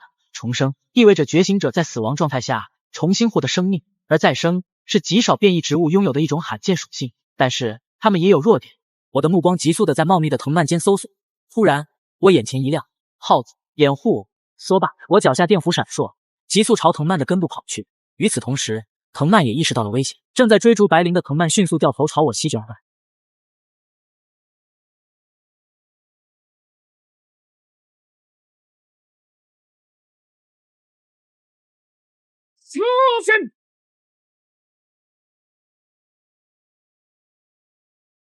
这时，几条藤蔓也纷纷回笼，像是被扭住死穴，纷纷无力的掉落在地面上。再哭，再哭，把你剁碎了煮汤喝。范哥，这是个什么玩意？变异食人花，这东西平时就藏在地下，操纵藤蔓来捕食猎物。哦，怪不得会把肥仔给吞进去。普通的食人花也就算了，但这只食人花可以超速再生，算是稀有品种。而且等丧尸等级不断提高，咱们的电网就没太大用处了。正好把这货带回去，给咱们看家护院。这画面我熟悉，妥妥的植物大战僵尸啊！小家伙，以后跟我混吧，跟我混，天天有肉吃。不能吃肥仔，这货怎么跟肥仔杠上了？难道喜欢吃老鼠？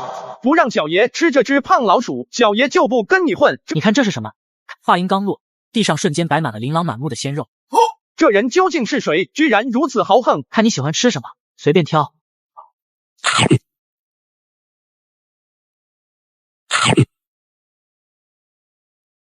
这小王八羔子，龙虾鲍鱼都嫌弃，还想吃啥？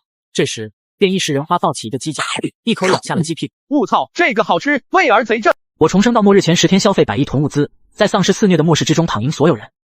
还有没有鸡屁股？快给小爷鸡屁股！我操，居然喜欢吃鸡屁股，这货口味真重。鸡屁股这种绝世珍品，自己还真的没有囤，谁能料到会碰上如此口味独特的吃货？不过圣殿空间里倒是囤着10万只鸡，大不了每次炖鸡的时候自己吃鸡肉，把鸡屁股留给变异食人花吃呗。鸡屁股老子多的是，只要你跟我混，保证你天天都能吃到。得嘞，以后跟你混了。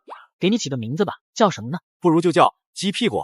听见王浩叫鸡屁股，变异食人花顿时兴奋的手舞足蹈，甩胳膊蹬。看来你是真喜欢这个名字，行，以后就叫你鸡屁股吧。对了，鸡屁股，你对这片林子应该很熟悉吧？确实熟悉。那你知不知道猴群在哪里？好，带我们去找猴群。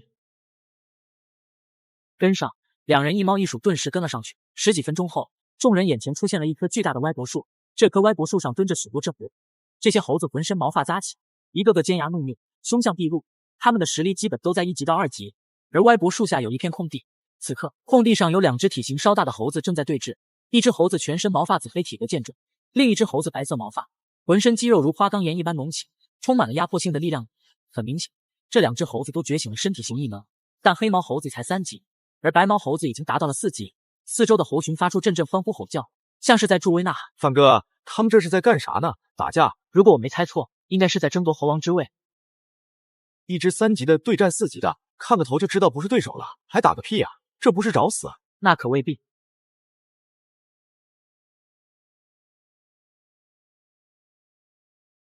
白毛猴子抡起双拳砸在自己胸膛上，仰天嘶吼，尽显王者之威。四周的猴群纷纷狂吼尖叫，连连助威，有的猴子甚至单膝跪地，朝白毛猴子行乐。正当白毛猴子一脸傲然，正要接受猴群的膜拜时，一道血光突然冲天而起，惊天杀意席卷八方，猴群大惊失色，纷纷扭头看去。只见那只黑毛猴子从地上爬起，浑身燃烧无穷战意，一双血眸灼灼生辉。范哥，怎么回事？黑毛猴子这时狂化了。狂化？有些身体型的觉醒者有极小的几率会领悟狂化状态，一旦进入狂化状态，觉醒者的各项身体素质至少提升 25%， 而且痛觉神经自动锁闭，浑身感觉不到任何的疼痛。这么恐怖！狂化的黑毛猴子一步一步朝白毛猴子走来，每走一步，身上的战意便凝重一分。白毛猴子狠狠咬牙，浑身毛发瞬间炸起。身为智慧高超的灵长类动物，白毛猴子不再坐等对手的气焰继续增强，而是如炮弹一般狂奔过去。白毛猴子拳头狠狠砸在黑毛猴子的胸口，发出恐怖气爆声，但黑毛猴子的身躯却岿然不动，完全感觉不到一丝疼痛。白毛猴子心中一惊，继续抡出拳头，像是雨点一般倾泻在黑毛猴子的胸口。四周空气连连暴露，黑毛猴子却依然没有丝毫。他冰冷的眸光微微一伸出爪子一把握住了白毛猴子的拳头，狠狠一捏，白毛猴子的右臂直接捂住，发出凄厉的惨叫声。黑毛猴子冰冷的瞳孔没有一丝情绪，直接是胳膊将白毛猴子抡了起来，狠狠砸在地面上。浑身浴血的黑毛猴子血腥威压席卷八方，四周猴群纷纷露出惊恐之色，慌忙朝黑毛猴子匍匐行礼。新的猴王终于诞生了！我操，好残暴的猴子！范哥，你确定要跟这只猴子干架？猴群的智商很高，向来只崇拜强者，我必须要将猴王镇住，他们才会害怕，心甘情愿供我驱使。眼前这只狂化的黑毛猴子简直就是一尊杀戮机械，范哥要怎么镇住他？又要如何震慑躁动的猴群？正在王浩还在心里犯嘀咕的时候，我朝肥仔使了个眼色，然后起身朝猴群走去。此刻黑毛猴正在享受猴群的膜拜，你就是新的猴王。黑毛猴子转身一看，只见我正朝自己走来，浑身环绕银色雷霆。猴群感受到雷霆散出的毁灭气息，纷纷避让不解，但黑毛猴子一个凶神恶煞的眼神，猴群们却又不得不朝我围了上来。我缓缓伸出手，朝一只逼来的猴子轻轻一点，那只猴子立即浑身一颤，滚滚恶寒骤然袭来，不禁头晕目眩，直接两眼一晕倒过去。接着我再次朝另一只猴子一点，那只猴子也猛然一愣，顿时仰面浑身抽搐，四周蠢蠢欲动的猴子们顿时吓得惊心肉跳，猴群顿时被吓破了胆，轰然溃散，惊恐跑出十几米，然后扭头看向黑毛猴子，将所有的希望都寄托在了这位新晋猴王的身上。与此同时，躲在草丛里的王浩也惊了，我范哥啥时候学会这一手了？点谁谁到。正在王浩疑惑之时，眼角余光突然瞥见了肥仔正在地上骂骂咧咧的画圈圈。原来如此。此刻黑毛猴子一双血眸死死盯着我，居然有种心惊肉跳的感觉。你可敢与我一战？黑毛猴子不甘示弱，像一尊火车头般朝我狠狠冲了过来，下一刻就要将我的身躯撞成一堆碎肉。我重生到末日前10天消费100亿囤物资，在丧尸肆虐的末世之中躺赢所有人。我心念微动，四周银色电弧骤然凝聚在右拳之上，一拳轰出。猴群心神狂震，看向我的目光满是恐惧、惊讶。黄化的猴王居然败了，而且是被我这个人类一拳秒杀。被一拳轰飞的猴王缓缓从地上爬起，全身环绕银色电弧，肌肉麻痹。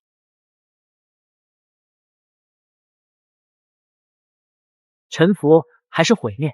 黑毛猴王顿觉一股来自灵魂的恐惧。虽然在狂化状态下，他的痛觉大大降低，但他却可以清楚地预感到，如果这颗雷球此刻炸裂，那他的整颗头颅会被炸成粉末。黑毛猴王狠狠咬牙，面露挣扎之色，最终双膝一软，匍匐在地。紧接着，四周猴群纷纷跪地，朝我膜拜。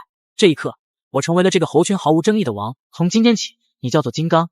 我大手一挥，几箱鲜红的蟠桃出现在了猴群面前。猴群见状，顿时双眼放光。这可是蟠桃啊，没有变异的蟠桃。后山的桃林早就凋零了，猴子们还以为从此以后再也吃不到桃子，却没想到我一下就拿出了这么多桃子。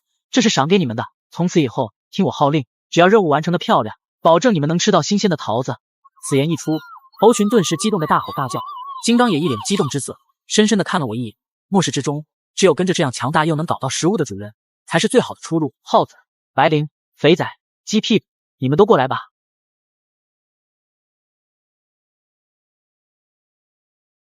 金刚，给你介绍一下，这些都是我的朋友。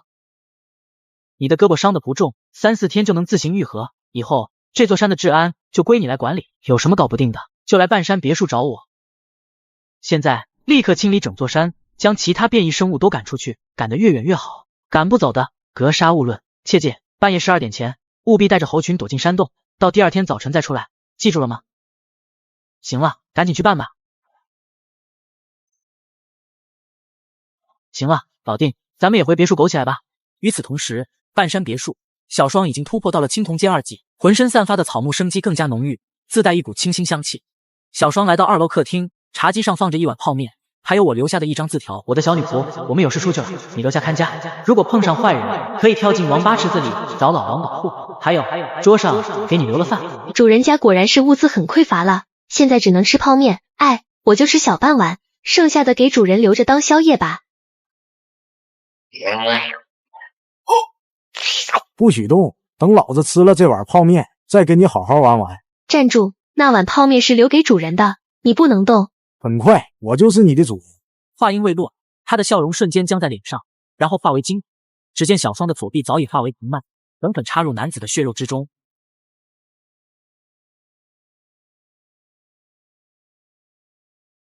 跟你说了，那是留给主人的。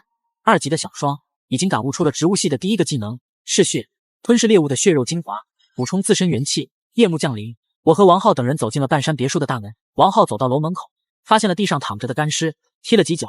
范哥，这个有点新鲜黑，丧尸见得多了，还没见过干尸，应该是被小女仆扔出来的。白灵，把干尸扔给隔壁老王，让他磨牙玩吧。来到2楼大厅，刚进大厅就看到小双在擦地板。小女仆，所以那具干尸真的是你杀的？他非要抢泡面，那是留给主人的宵夜。我的宵夜，杀得好。不过小女仆，你是不是对主人的财力物力有什么误解？没什么误解吧，我刚才把屋里的冰箱、冰柜都翻了一遍，里面空荡荡的，只有这一碗泡面了，所以留给主人吃的。冰箱里空，那是因为我走的时候怕食物变质了，所以才收了起来。说着，我大手一挥，桌上顿时摆满了琳琅满目的大餐。看见了吧，咱们不缺吃的，以后不用为了一碗泡面跟别人拼命。不行，他抢主人的东西就要死。你这一根筋的性格我很喜欢，去吧，吃点东西。小双点点头，来到茶几旁开始吃大餐。王浩、白灵和肥仔早就吃腻了，看都不带看的。我重生到末日前10天消费100亿囤物资，在丧尸肆虐的末世之中躺赢所有人。鸡屁股看见桌上的鸡盾时兴奋的不能自已，直接跳上茶几，抱着鸡屁股就开始啃，满嘴流油。小双隐隐感觉到这个爱吃鸡屁股的小家伙好像跟自己体内的植物元素发出玄奥的共鸣。他朝鸡屁股伸出左手的荆棘手指，鸡屁股见状也所有感应，同样伸出了自己的小手。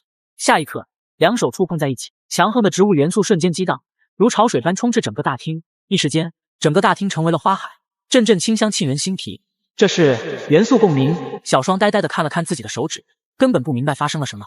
鸡屁股也是一脸懵逼，只是感觉眼前这个小萝莉有些亲切。小女仆，什么感觉？我似乎可以感应到鸡屁股看见的一切事物，我们之间可以信息互通。没错，这就是罕见的元素共鸣。范哥，啥意思？在同种元素型觉醒者之间，两者体内的元素频率越是相近，越是可以形成共鸣，成倍数增强元素之力。这种共鸣可以体现在战力增幅、信息传递等等方面。也就是说，小双可以用意识跟鸡屁股沟通，两者配合起来还可以提升战力。没错，现在我有一个好主意，走，咱们去院子里。随即，所有人都来到了别墅大院。鸡屁股，你把根部扎在别墅楼门口，然后让荆棘藤蔓覆盖整个别墅楼。鸡屁股点点小脑袋，然后撅起屁股开始在墙边挖坑，将自己埋了进去。下一刻，泥土里长出几条藤蔓，如诡异的灵蛇般蔓延整栋3层别墅。我操，牛逼！这就是植物大战僵尸啊！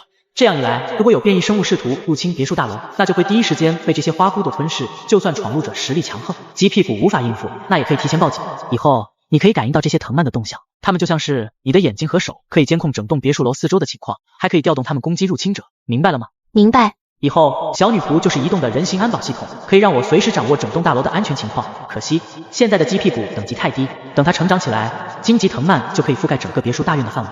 这时，白灵仰头看向天幕上的一轮皎洁圆月，浑身汗毛炸起，不时发出阵阵不安的低吼声。现在是夜里11点半，还有30分钟，血月就要降临了。走，咱们进屋。众人来到2楼客厅，我站在窗前，看向市中心的方向。如果血月降临，那辆装甲坦克车能对付得了那只丧尸领主吗？如果刘波他们选择在今夜进攻丧尸领主，那只能怪他们自己运气太差。血月之下，装甲坦克怕是连丧尸领主的影子都看不到，就会被悍不畏死的疯狂尸潮给吞没。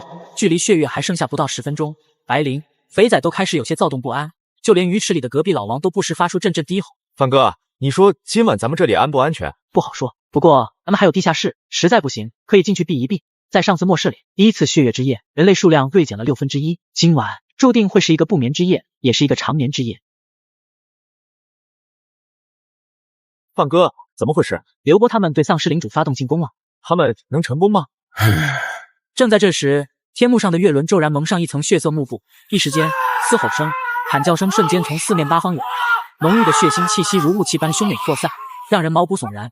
一只黑影在别墅上空盘旋，逐渐接近。与此同时，缠绕在别墅楼上的荆棘藤蔓瞬间活动起来，殷红花骨朵骤然张开，一口将黑影捕捉包裹。只见花骨朵里多了一只浑身漆黑的獠牙蝙蝠，殷红花骨朵不停耸动，嚼碎了獠牙蝙蝠的骨肉。正在这时，整片黑云急速朝半山别墅坠落，密密麻麻的蝙蝠如潮水般包裹整栋3层别墅。尽管泥土里的鸡屁股疯狂地操控着荆棘藤蔓吞噬这些蝙蝠，但这些蝙蝠的数量实在是太多了，根本顾不过来。主人，敌袭！快，准备战斗！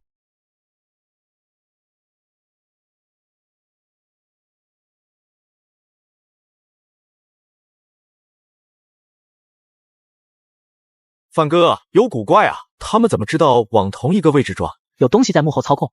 说着，我透过落地窗朝外看去，只见盘旋的血色蝙蝠群如倒挂的瀑布般朝上方涌动。要不我们去地下室避一避？不，跟我上顶楼！我重生到末日前10天消费100亿囤物资，在丧尸肆虐的末世之中躺赢所有人。去顶楼？蝙蝠群的数量太多了，而血月之夜才刚刚开始。范哥说的对，我们就这么几个人，跟蝙蝠群耗不起。地下室一旦被攻破，那我们将退无可退。就算每个人能杀100只蝙蝠，最终也会被无穷无尽的蝙蝠群耗死。我带着众人朝顶楼冲去，楼道里四周的窗户都在被蝙蝠不停的撞击，发出不堪重负的碎裂声。转眼间，我们已经冲到了3楼顶层，只要打开上方的钢化玻璃出口，就可以爬上天台。面对黑压压的蝙蝠大军，我仰头看去，只见天穹中的蝙蝠群如龙卷风一般直通天际，恐怖威压如黑色云层遮蔽血域，压抑而沉闷。此刻，在龙卷的中间，一只体型巨大的蝙蝠在半空盘旋，它不停发出刺耳的鸣叫，催动四周蝙蝠保持队形。那是蝙蝠王，4级的蝙蝠王，就是他在控制蝙蝠大军。肥仔留下，其他人跟我上去搞死蝙蝠王。耗子和小双主要负责防御，白灵拖住蝙蝠群。明白。上！楼顶之上，钢化玻璃盖突然被拉开，疯狂的蝙蝠群如潮水般朝入口涌进去。然而下一刻，一道雷霆从入口喷涌而出。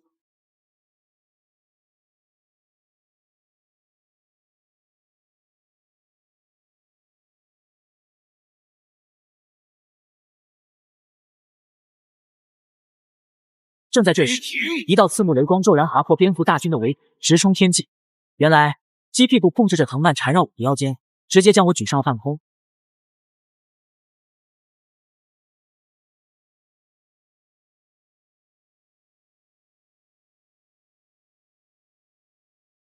臭鸟，毁了老子的别墅，还想跑？お前はもう死んでいる。雷球爆裂，蝙蝠王的胸口瞬间被炸出一道窟窿，蝙蝠王气力怎下，如断线的风筝从半空坠落，狠狠砸在屋顶天台。我紧跟其后，浑身环绕银色雷霆，一脚踩爆了蝙蝠王的头颅。快！四周盘旋的蝙蝠大军瞬间大乱，纷纷发出惊恐尖叫，四散奔逃。10秒钟不到，蝙蝠大军已经无影无踪。快进去，血月要出来了！几人慌忙从入口返回3楼，将顶盖锁死。大家这次配合的很不错，不过血月之色才刚刚开始，不能放松警惕。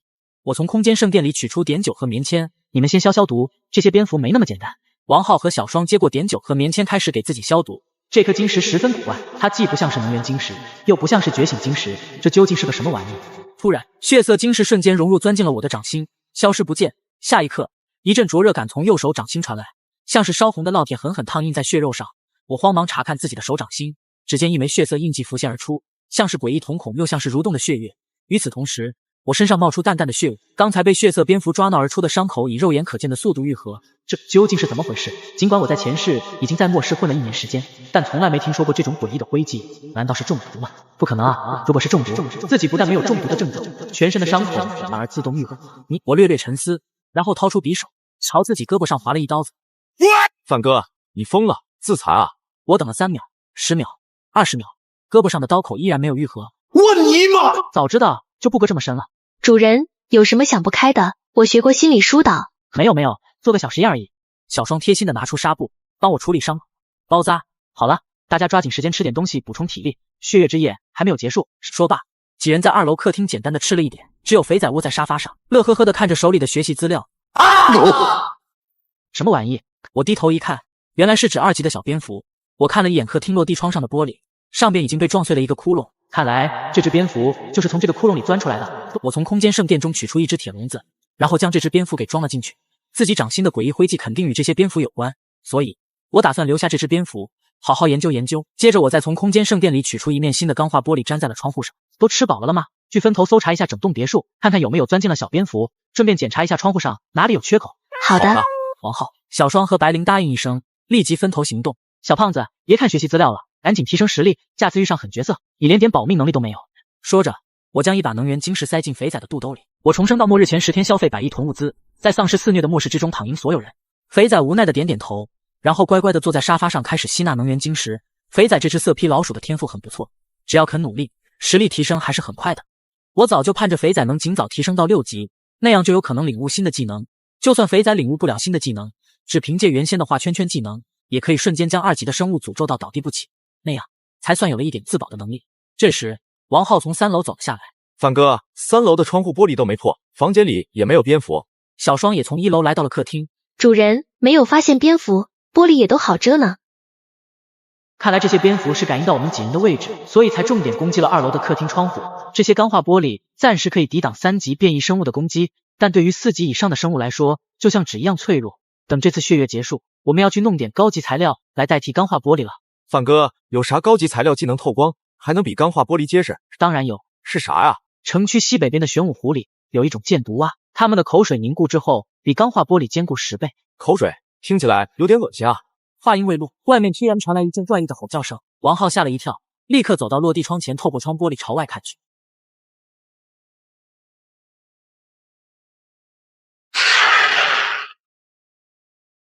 居然是一只5级变异生物。浩子，你没事吧？我没事。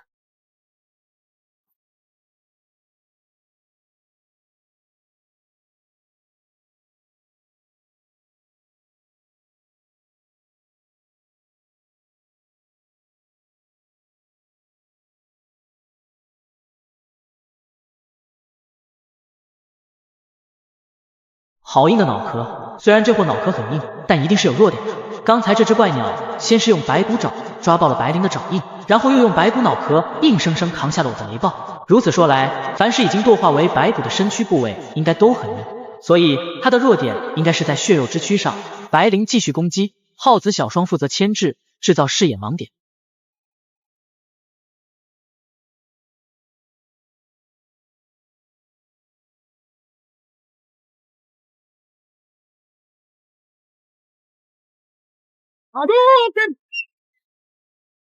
小双见状暗暗松了口气，他没想到在几人的配合下，居然斩杀了一只5级变异生物。刚才如果我的第2次攻击依然没有效果，必然会被怪鸟撕碎。而小双已经做好了飞身挡在自己主人面前的准备。王浩早已累得气喘吁吁，刚才被怪鸟抓那一下，王浩差点就一口气没上来，当场暴毙。我递给他一把能源晶石，浩子，马上去卧室调养。不，范哥，血月之夜还长，我必须留下来。就你这样，留下来也是个累赘。去，滚进去调养。王浩闻言狠狠咬牙，现在自己这个状态，留下来就是累赘，他必须尽快恢复过来，才能继续战斗。王浩深深地看了一眼小双和白灵，然后扭头走进了卧室。我扭头看了看完全破碎的落地窗，也不用修补了，就这么着吧，谁他妈敢进来就干掉谁。我来到那只被怪鸟面前，仔细查看着它的森白头颅，头颅里居然空空如也，没有脑仁脑浆之类的东西，就连那2点幽蓝的灵魂也随着怪鸟的死亡消散了。我伸手敲了敲森白脑壳，这森白的脑壳居然可以硬抗雷暴，如果将它做成一件防御护盾的话，那岂不是逆天了？我立即拿出匕首，直接将怪鸟的脑壳给撬了下来。这只白骨脑壳连带着尖锐的鸟嘴，内部有可供抓握的骨骼横梁，我将它戴在手上，脑壳的部分可以做小盾牌护住手臂，鸟嘴的部分可以做骨刀，浑然天成，真是一件绝妙的武器。好东西，以后就叫你古刃吧。白灵、小双和肥仔聚集在我的四周，随时准备战斗。不知过了多久，血月西垂，一缕阳光照进了别墅2楼客厅，客厅里堆满了变异生物的尸体，黑色怪鸟、双头蜥蜴、3眼乌鸦。血月之夜结束了，结束了。这一夜，人类数量减少了1/6。这一夜，装甲坦克、30名华夏特种兵全部阵亡。我重生到末日前10天消费100亿囤物资，在丧尸肆虐的末世之中躺赢所有人。血月之夜结束后，几人稍稍休整，在堆满变异生物尸体的客厅里吃早饭。主人，下一次天灾是什么时候？还早，大概在半个月之后了。我透过破碎的落地窗朝外喊道：“鸡屁股，吃早饭了！”一根藤蔓就从落地窗钻了进来，嫣红的花骨朵兴奋绽放。我用刀割下烧鸡的鸡屁股，扔了过去。耗子，客厅里的这些变异生物都开过宝箱了吗？都开了，白灵亲自出手，3颗黑铁阶，收获不错嘛。鸡屁股，把客厅里的尸体都拖出去，扔进鱼池，给隔壁老王磨牙。紧接着，几条藤蔓从窗户伸了进，卷起变异生物的尸体朝外运送。耗子，等会你负责修补落地窗，材料我都准备好了。没问题。小双，你辛苦点，把地板好好擦擦。嘿，范哥，你这牛肉汤里的牛眼睛咋不扔了？牛肉用的是前腿肉，所以那个不是牛眼睛。不是牛眼睛，那这是啥？哦，我刚才看到肥仔把三眼乌鸦的眼珠子抠出来当玻璃球玩，可能是不小心掉进你碗里了。三眼乌鸦，呸呸呸，色批老鼠，老子饶不了你。吃过早饭，王浩开始修葺落地窗，小双开始擦地板，我则来到院子检查半山别墅的情况。阳光之下，院墙外边到处都是被电死的丧尸，真是辛苦这些丧尸了，大老远的跑来送能源晶核。白灵、肥仔，你们两个去开宝箱吧，我来到蔬菜大棚查看情况。幸好昨晚提前让小双把门都给锁了，变异生物和丧尸对蔬菜也没有什么兴趣，所以这些蔬菜算是逃过一劫。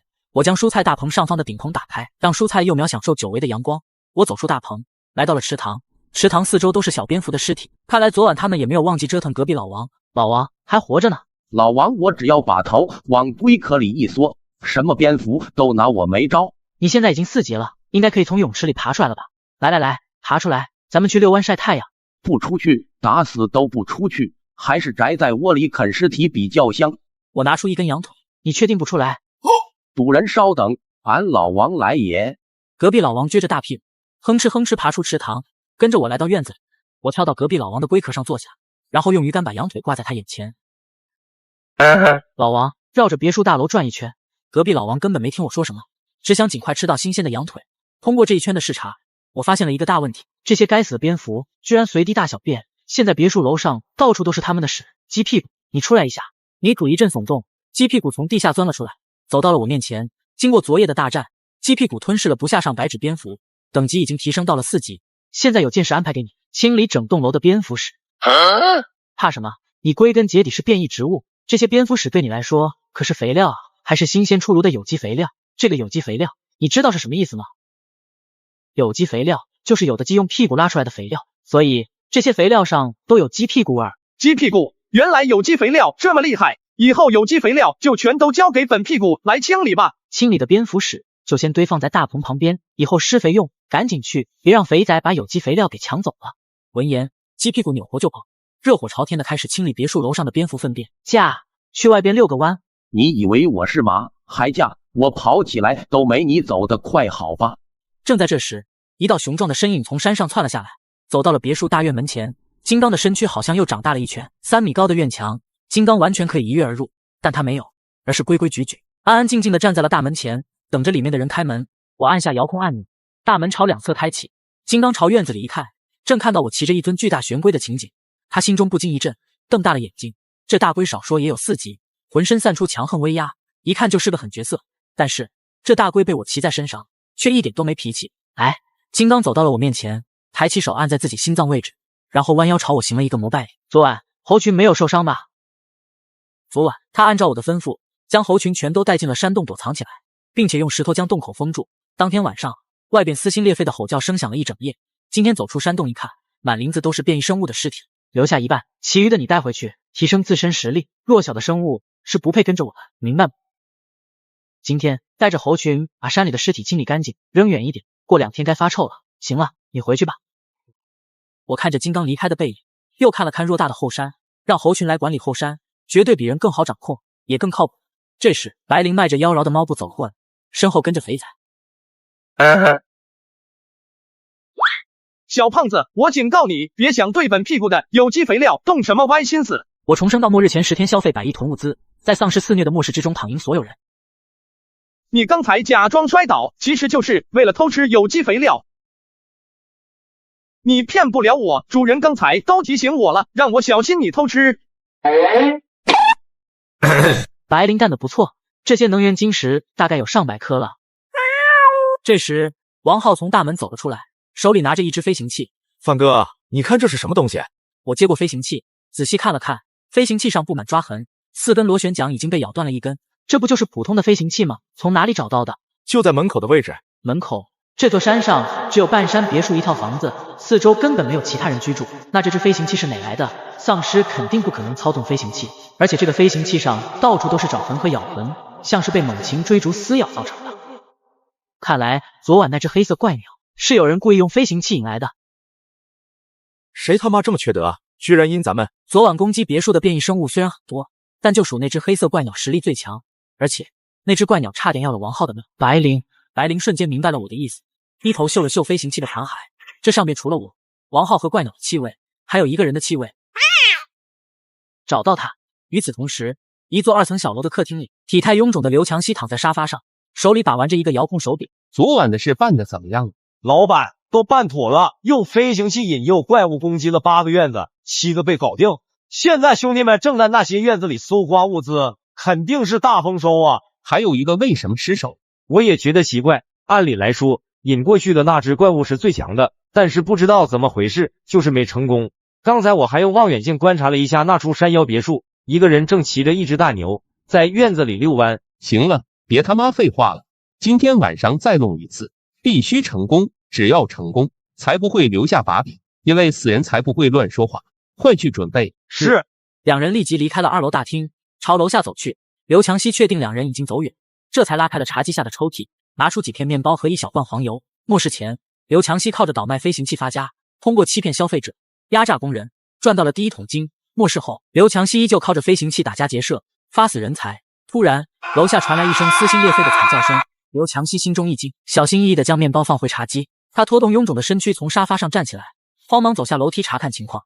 1楼大厅里已经成为了屠宰场，几名手下全部倒在血泊里，全部都是被一掌封喉，干净利落。刘强西迈着巨大的步子跑上2楼大厅，准备带着所有食物跑路。你是什么人？要你命的人。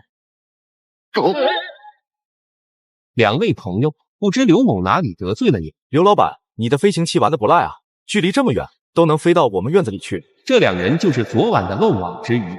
两位朋友，这事我真的不知情，都是手底下那帮兔崽子干的，他们死得好，一群废物。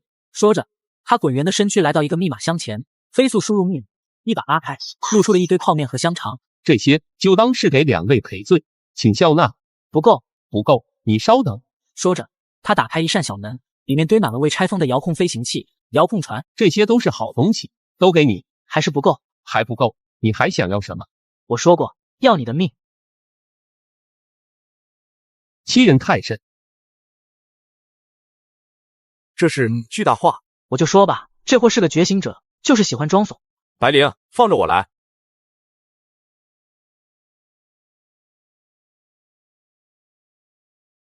我勒个擦！范哥，还是你来吧，这货太猛了。这种货色还不需要我动手。白灵，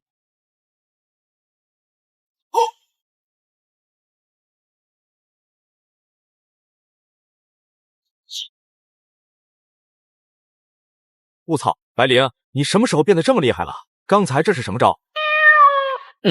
范哥，他说啥？白灵说，小垃圾，不告诉你，我重生到末日前10天消费100亿囤物资，在丧尸肆虐的末世之中躺赢所有人。王浩嘴角狠狠抽搐，居然被一只猫给鄙视了。这年头，人不如猫啊！白灵这招叫暗影分身，可以化为3个分身对目标进行攻击，无论哪个分身得手，都能给敌人致命一击。而敌人如果想要闪躲或者阻挡，那就必须同时闪过或者阻挡3只白灵的攻击。我去，白灵你不讲武德啊！本来是1对1，你这技能一放，直接变成群殴了。我走到保险箱处，将保险箱里的泡面和火腿肠全部收入空间圣殿。接着我又来到存放遥控飞行器的库房，库房里的飞行器和遥控船都还没有拆封，崭新的，也全部收入空间圣殿。范哥，要那玩意干啥？刘强西用飞行器招引丧尸这招虽然阴人，但是很有效，成本也低，咱们可以用一用。而且以后碰见什么危险地带，都可以用飞行器来探查。对哦，走吧，咱们回了。两人一猫回到半山别墅，此刻别墅大院四周和院子里的丧尸尸体都被清空了，别墅楼上的蝙蝠石也都被清洗得干干净净，鸡屁股将蝙蝠粪便都堆在了蔬菜大盆的后侧，方便施肥。鸡屁股干得不错，有赏。我拿出一只烧鸡，一刀斩下鸡屁股，扔到半空。鸡屁股，还有一个重要的任务交给你，你要是办得好，主人还有重赏。闻言，蝙蝠粪堆突然耸动了几下，一个白白嫩嫩的萝卜头从里面爬了出来，正是鸡屁股。他怕肥仔半夜来偷自己的有机肥料，所以干脆埋伏在了粪堆里。此刻听见有重赏，鸡屁股顿时屁颠屁颠的朝我跑过来。你站住，不要再靠近了。对，就站在3米外说话。昨晚的战况也都经历了，如果下次再碰到蝙蝠群的攻击，光凭你自己根本无法抵御，所以我这次派你去后山森林寻找更多的变异食人花，然后把它们带到这里安家。这样一来，不但防御范围可以覆盖整个别墅区，防御密度也会大大增加。以后你就是变异食人花族群的老大，这次你找来多少变异食人花，我就奖励你多少鸡屁股。11得1， 23得4， 38妇女节， 54青年节，那就是好多好多鸡屁股啊！本屁股这次要发达了，终于要实现鸡屁股自由。当即，鸡屁股收拾行装，背着行囊朝众人挥手告别，雄赳赳气昂昂走出了别墅大门。他要去寻找自己的理想。1分钟后，鸡屁股噔噔噔又跑回来，咋又回来了？鸡屁股一脸担忧的指了指那堆蝙蝠粪便，好，我帮你看着，绝对不让肥仔偷走。鸡屁股这才满意点头，背着行囊走出了大门。我来到别墅2楼客厅，范哥，这几天收集的能源晶石全在这里了，我大概数了数，有300多颗。接下来我们就在家里苟几天，把这些能源晶石消耗完，一来提升自己的实力，二来等鸡屁股回来，重新布置别墅的防御体系。太好了，这么多能源晶石，我肯定能提升到5级。我观察着笼子里的蝙蝠，毕竟关系到自己掌心的诡异咒印，但却一直没有头绪。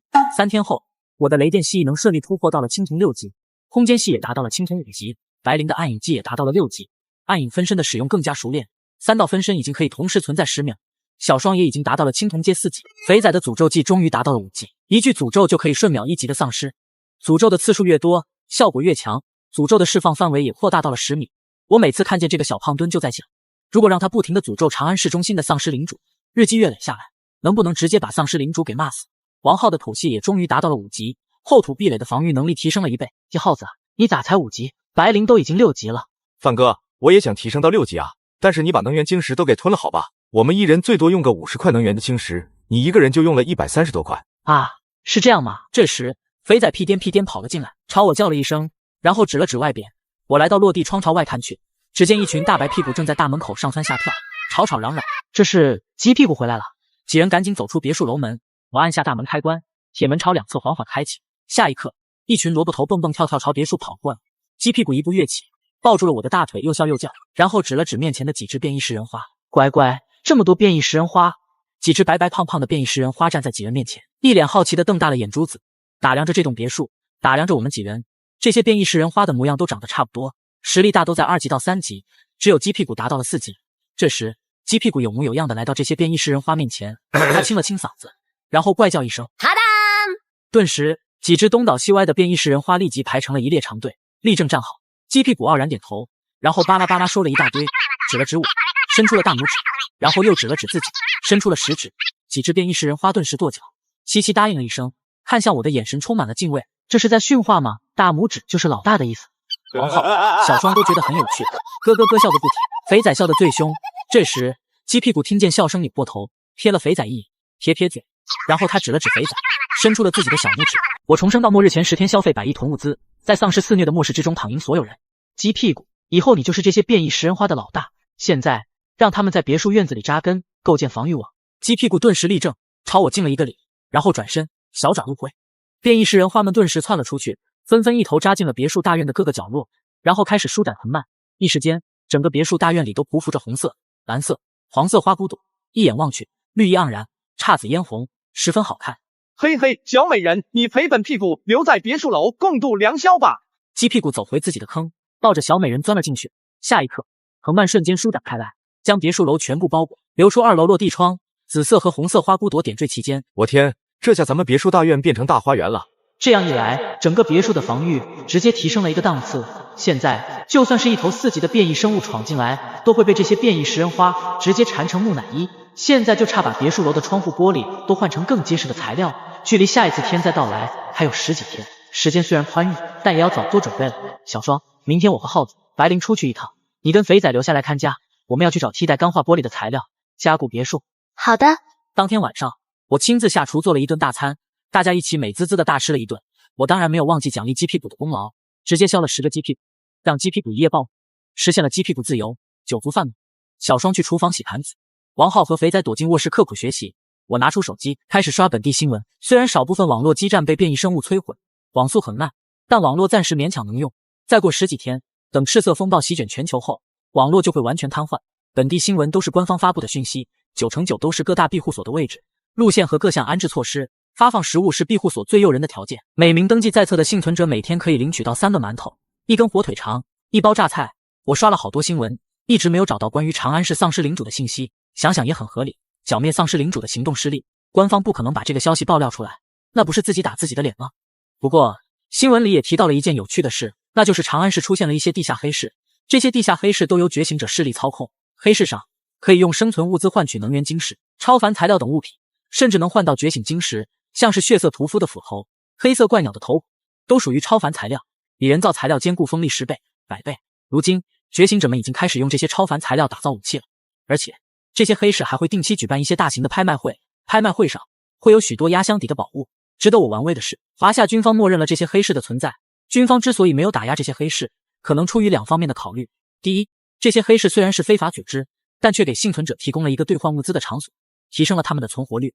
第二点才是最重要的，黑市的存在可以提升华夏觉醒者的实力。如今末世来临，觉醒者的数量和质量才是一国实力的真正倚仗。与此同时，华夏官方已经暗暗放出了消息，只要是在军方登记造册的觉醒者，每月可以依据自身等级领取相应数量的能源晶石，凡觉醒者参军入伍，待遇翻倍。这个世界即将迎来巨大的变动。第二天一早，在小双依依不舍的目光里，王浩和白灵将爆改重卡的邮箱加满，然后踏上了前往玄武湖的路。玄武湖在长安市城区西北方，那里有一种箭毒蛙，它们的唾液凝固后比钢化玻璃还结实好几倍。我打算采集箭毒蛙的唾液，替换现有的钢化玻璃。王浩驾驶着爆改重卡下了盘山公路，一路穿越废弃的城区。此时，城区比之前还要破败了许多，游荡的丧尸更多了。范哥，好多丧尸的等级都提升了，已经很难见到1级的小丧尸了。对，血月之后，丧尸的等级普遍提高了。现在也不知道那只丧尸领主达到了什么层次，青铜8级、9级，甚至可能突破到了黑铁阶。我操，那咱们还是离市中心远点吧，省得惹祸上身。就在这时，前方100米处，一道慌慌张张的人影突然从店铺里窜到了街道上。救命啊！救救我！求求你们，救救我吧！这女人就挡在路中间，爆改重卡避无可避，绕也绕不开。虽然王浩已经没有原先那么菩萨心肠，但还做不到开车把一个活生生的女人给撞死。王浩踩了刹车，爆改重卡停在了距离女人5米的地方。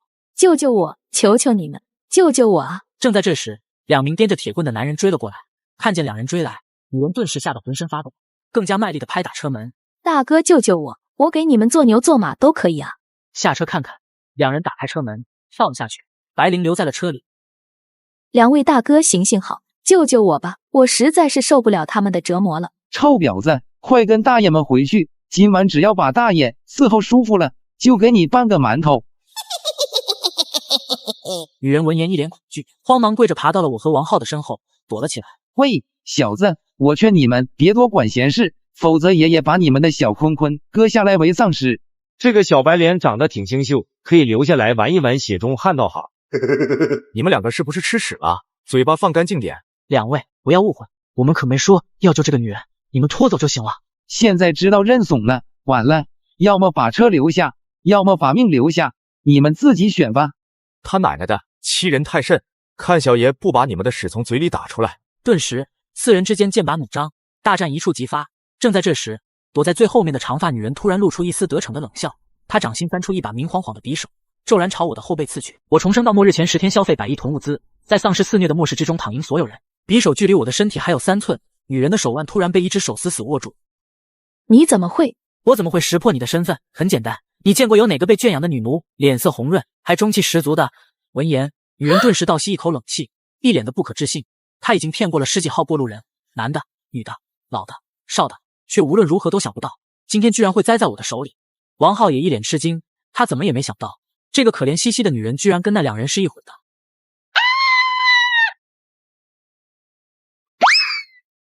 女子头颅着地，直接一头栽进了水泥地面里，她浑身像是一滩烂泥瘫在地上，直接没了气息。给你们10秒钟时间逃跑，10、9、8。白灵，处理一下。白灵从车里跃出，化为一抹残影追了上去。范哥，现在这些人的套路真是越来越深了。猫有猫道，鼠有鼠道，人为了活下去，什么事都能做得出来。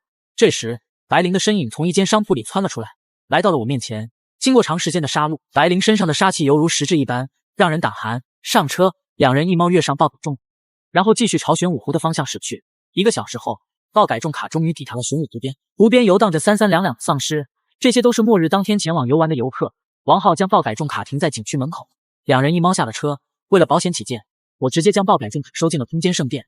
王浩躲在门柱后，观察着景区里的情况。从景区门口到湖边还有500多米的距离。正在这时，一阵嗡鸣声突然从上空传来。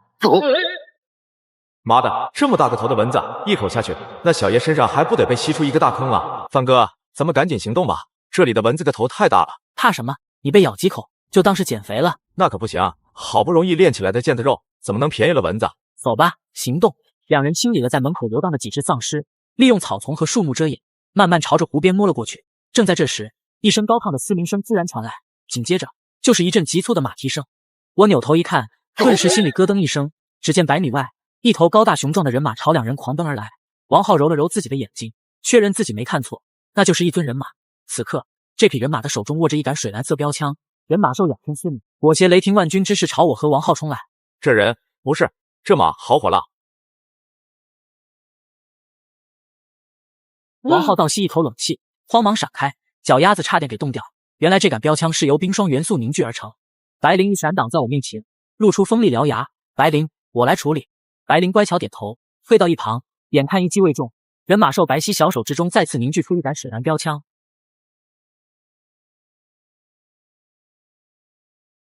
我使用空间跳跃翻身上马，直接骑在了人马兽的脊背上，双手搂住人马兽蛮腰，一阵温暖的触感传来，我不禁抱得更紧一些。我去，霸王硬上马！人马兽顿时大怒，四只马蹄呼啸奔腾，甩动丰腴强健的马身，想要将我给掀翻在地。好烈的小母马！听不听话？人马兽瞬间暴怒，健壮的马蹄直接一跃3米多高，但也没能把我给甩下来。人马兽载着我一阵狂奔跳跃，舞动手中寒冰标枪朝身后狂戳。4级的小母马也敢跟我耍脾气？说罢，我手掌心雷霆吞，瞬间幻化出一条雷霆长鞭，这是我新领悟的技能雷鞭。你让不让我骑？让不让我骑？人马兽顿时被抽打得浑身乱颤，眸中露出一抹恐惧之色，慌忙连连点头，这才对嘛。说罢，我从空间圣殿里取出一套马具，给人马兽穿戴好。小母马长得真俊俏啊！驾！人马兽嘶鸣一声，奔腾起来。我骑着温顺的小母马往来驰骋，接连撞飞几只不长眼的丧尸。我操，牛逼！我骑着人马兽来到王浩面前，翻身下马，然后从空间圣殿里拿出一个鲜红的大苹果，放在了人马兽面前。吃吧！人马兽见状顿时一惊，这是新鲜的苹果呀！好久都没见过新鲜的苹果了。人马兽狠狠咽了一口唾沫，但却强忍住对苹果的渴望，怯生生地看了我一眼。别怕，以后让我骑，每一天都有水果吃。闻言，人马兽缓缓伸出小手，一把将苹果抓了回去，然后大口大口地啃食了起来。这人马兽看着像是个人，但是灵智这块还是芝麻呀，一个苹果几乎就搞定了。寒冰系的人马兽倒是罕见，而且才4级就领悟出寒冰标枪这么霸道的技能，天赋至少也是中上。小母马，主人现在有点事要处理，你自己先去玩一会，但是我一吹口哨，你就要赶过来，不然我就要打你鞭子了，明白吗？去吧。范哥，好不容易收服的火辣小母马，这就放走了？如果他不回来了怎么办？我重生到末日前10天消费100亿囤物资，在丧尸肆虐的末世之中躺赢所有人。我跟你打赌，小母马一定会回来的。为啥？因为他喜欢我打他的腿儿，带电的那种。哦，我就说嘛，还是雷电系靠谱。走，办正事。2人一猫穿过高大的柳树林子，来到了玄武湖边的草丛里。玄武湖水面宽广，一望无际，铺满了水缸口大小的莲叶，水面上十分平静，水面下却暗流汹涌，不时掠过几道狰狞黑影。白灵盯着水面下的黑影发出呵斥的低吼，浑身毛发炸起。我揉了揉白灵的小脑袋，略略安抚。此刻水面莲叶上蹲伏着好多癞蛤蟆，静静等待着蚊虫上钩。范哥，那些丑不拉几的蛤蟆就是箭毒蛙。你可别小看这些箭毒蛙，有些时候你不得不佩服他们。为啥？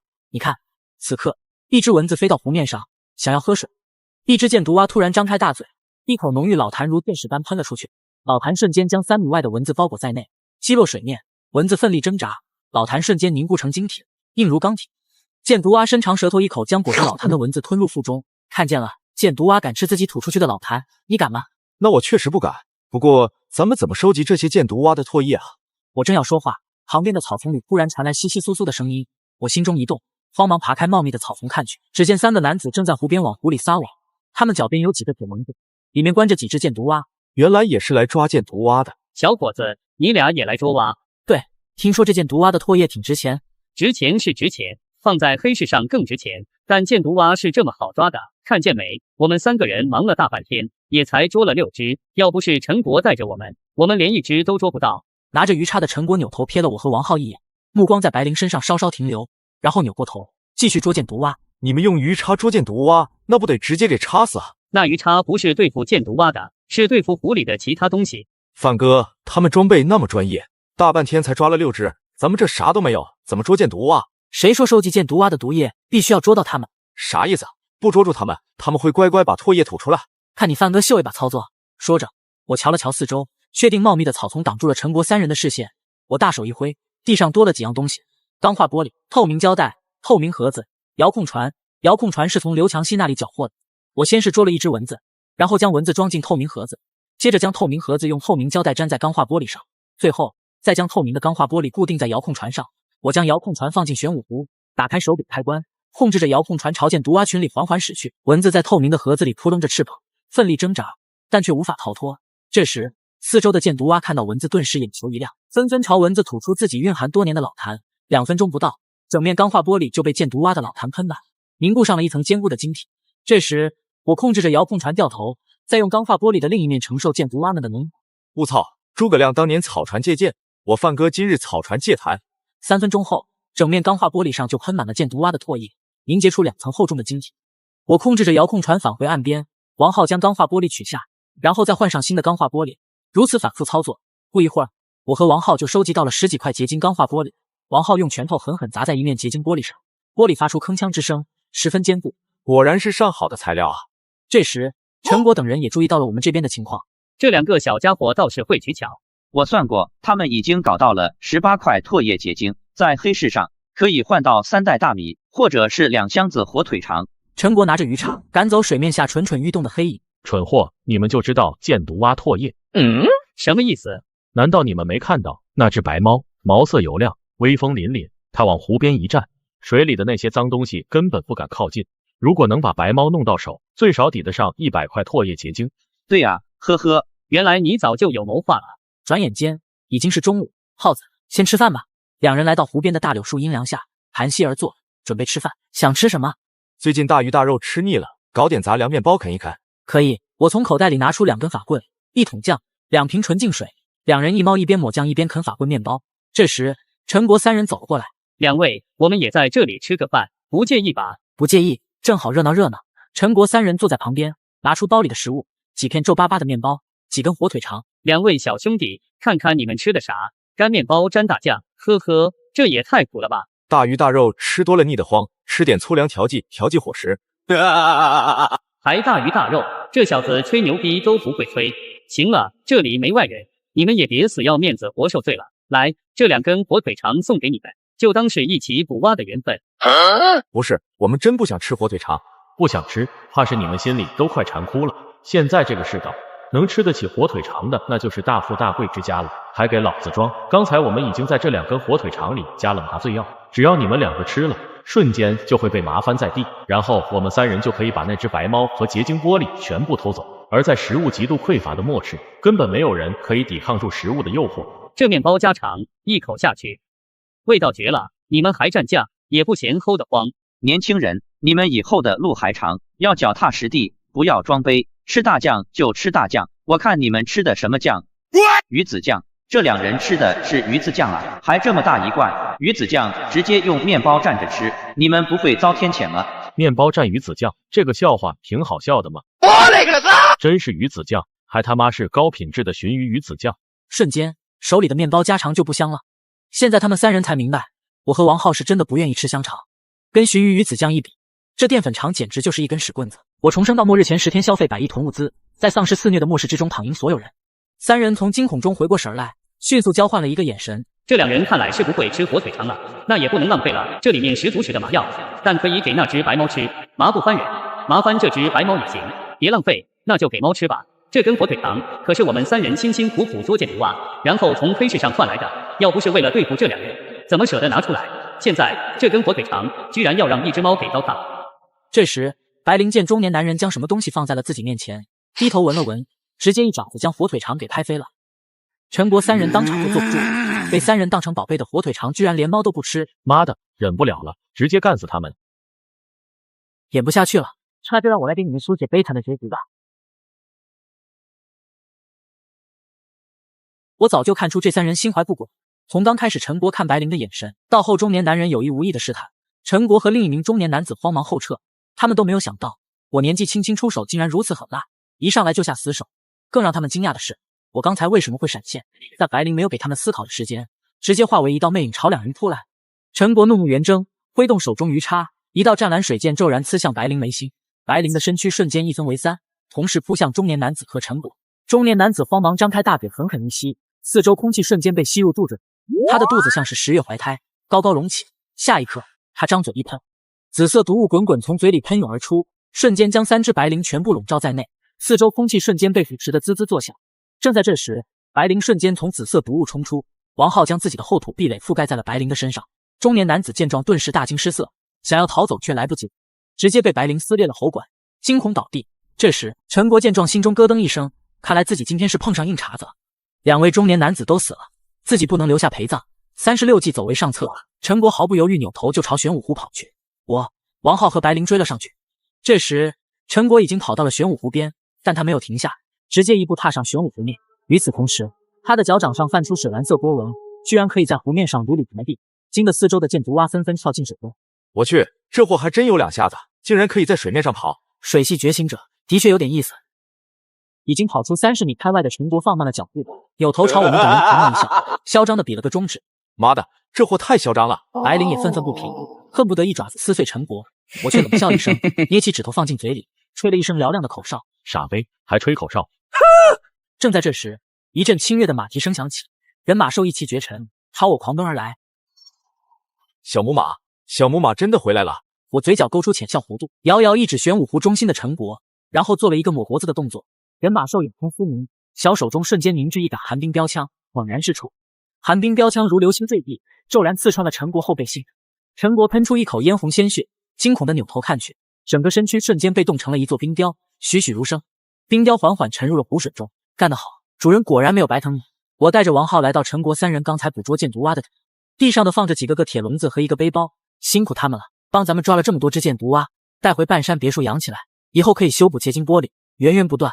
工具蛙笑哈哈。一只箭毒蛙顿时被激怒，大嘴一张，瞬间朝王浩飙出一口浓痰，浓痰糊在铁笼子上，瞬间结晶。耗子，别玩了，看看背包里有什么。好。王浩答应一声，蹲在地上开始翻陈国3人的背囊，里面有半瓶纯净水、3片面包、2根火腿肠、1把车钥匙，还有一张宣传单。范哥，你快看，这居然是黑市拍卖会的宣传单。我接过宣传单仔细查看，上边列举了拍卖会上的将要拍卖的一些物品，像是变异长嘴鳄的獠牙、黑尾蝎的毒液、身体细觉醒晶石、白铁剑能源晶石、毒鹫羽毛、铁头穿山甲甲片等等，这些都是从变异生物身上弄下来的超凡材料，但我暂时不需要这些玩意。我继续往下看，这次拍卖会的压轴宝贝居然是一颗治愈系觉醒晶石。治愈系那可是末世里最受欢迎的异能，谁还没个头疼脑热、3病6灾的？更何况末世里医疗卫生条件基本为零，连找个感冒药、抗生素都费劲。如此一来，治愈系觉醒者就成为了末世里当之无愧的超能医生。高等级治愈系觉醒者不仅可以治疗外伤，甚至可以让断肢重生，治愈许多所谓的绝症。而且觉醒者小队出去做任务，如果带上治愈系觉醒者，那存活几率将提升好几倍。我眸光一凛，这颗治愈系觉醒晶石自己一定要得到，这样就可以给半山别墅增添一个超级医生。我继续看宣传单上的拍卖地址和时间，这座黑市位于长安市白虎区永兴街101号，天鹰保镖公司。原来末世前就是保镖公司，怪不得末世后敢举办黑市，肯定是有一定底蕴和实力的。这次拍卖会的时间是3天之后的晚上9点。我暗暗思忖，看来自己到时候必须要去一趟了。我收起宣传单，拿起地上的车钥匙，然后将遥控船的控制手柄递给王浩。耗子，你先操作着，继续收集箭毒蛙唾液，我去做点准备。白灵，我们来比一比，看谁的速度更快。驾！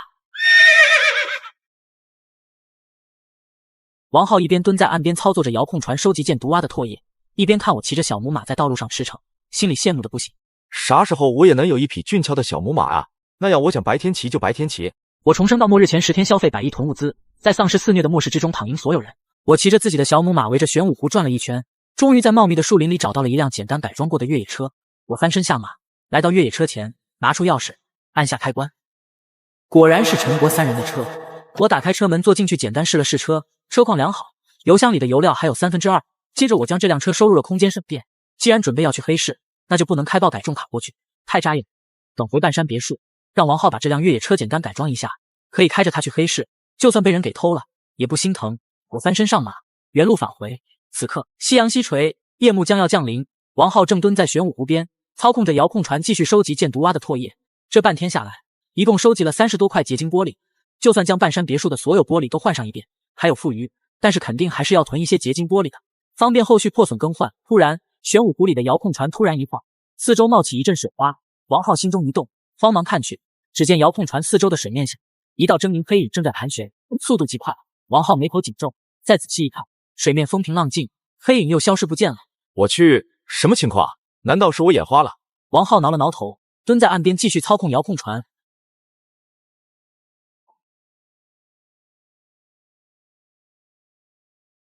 王浩忍住浑身酸疼，抬头朝前方看去，只见一条碗口粗细的黑色触手正缓缓退入湖水中。这条触手表层漆黑，下方嫣红，而且长了一个个吸盘。这是什么玩意？王浩依旧惊魂未定，慌忙朝后撤退，大口大口喘着粗气。方才自己差点被这玩意给一口吞了。正在这时，夕阳落山，大片的阴影遮蔽了玄武湖。玄武湖面涌起几个硕大的气泡，一颗黑色的圆形头颅从湖面缓缓冒了出来。5级的变异生物黑色水怪从玄武湖里爬出。土夫术。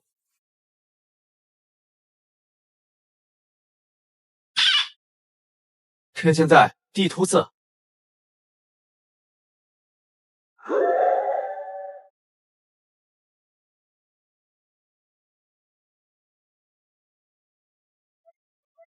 妈的，就这么死了吗？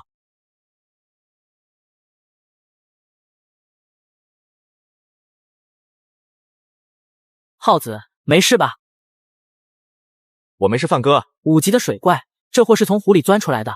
是的，我刚才在湖边收集箭毒蛙唾液，这只水怪偷袭我，我捉回去，刚好给隔壁老王练手。耗子，土夫术。明白。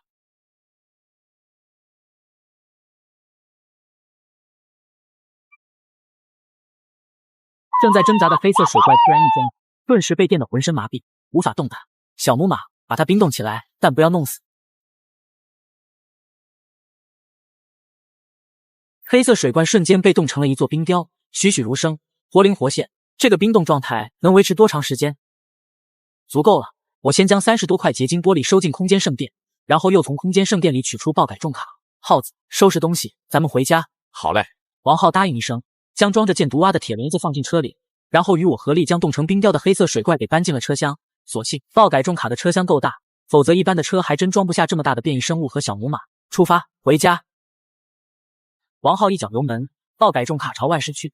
夜幕悄然降临，爆改重卡行驶在寂静的街道上，街道两侧是商铺楼，街道上的丧尸追着爆改重卡跑，但很快就被远远甩开。范哥，除了前面街口有2条路，一条是走高速直接上山，另一条是走桥下，经过永兴街，然后上山。咱们走哪条路？永兴街，白虎区永兴街。对，就是那个黑市的所在地。直接上高速吧，保险点。好。过了前面的街口，往右转就可以直接上高速。正在这时，前面100米外的商铺楼上突然坠下一道钢梁，像是秋千一样晃动了几下，直接挡住了街道出口。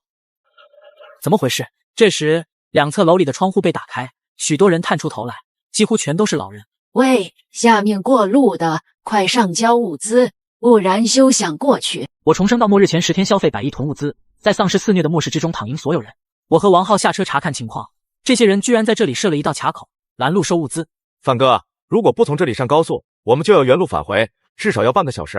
下面的，快拿物资出来，我们都是老人，你们年轻人本来就有赡养老人的义务。就是有没有公德心，看着我们挨饿，没良心的王八羔子，活该你们过不去。这年头居然还有人玩道德绑架这一套，真的是还没搞清楚什么是末世。喜欢玩道德绑架是吧？那我就陪你们玩玩。耗子，咱们吃点东西再赶路吧。嘿嘿，好啊，我还真有点饿了。我拿出一大盒高级寿司放在车头上，怕上边人看不清楚，直接架起了一只强光灯，对着车头上的寿司。我和王浩各站在车头的两边，吃着美味的寿司。真是美味，鳗鱼的肉质细腻而嫩滑，与醇香的米粒搅拌在一起，顿时口齿生香，回味无穷啊！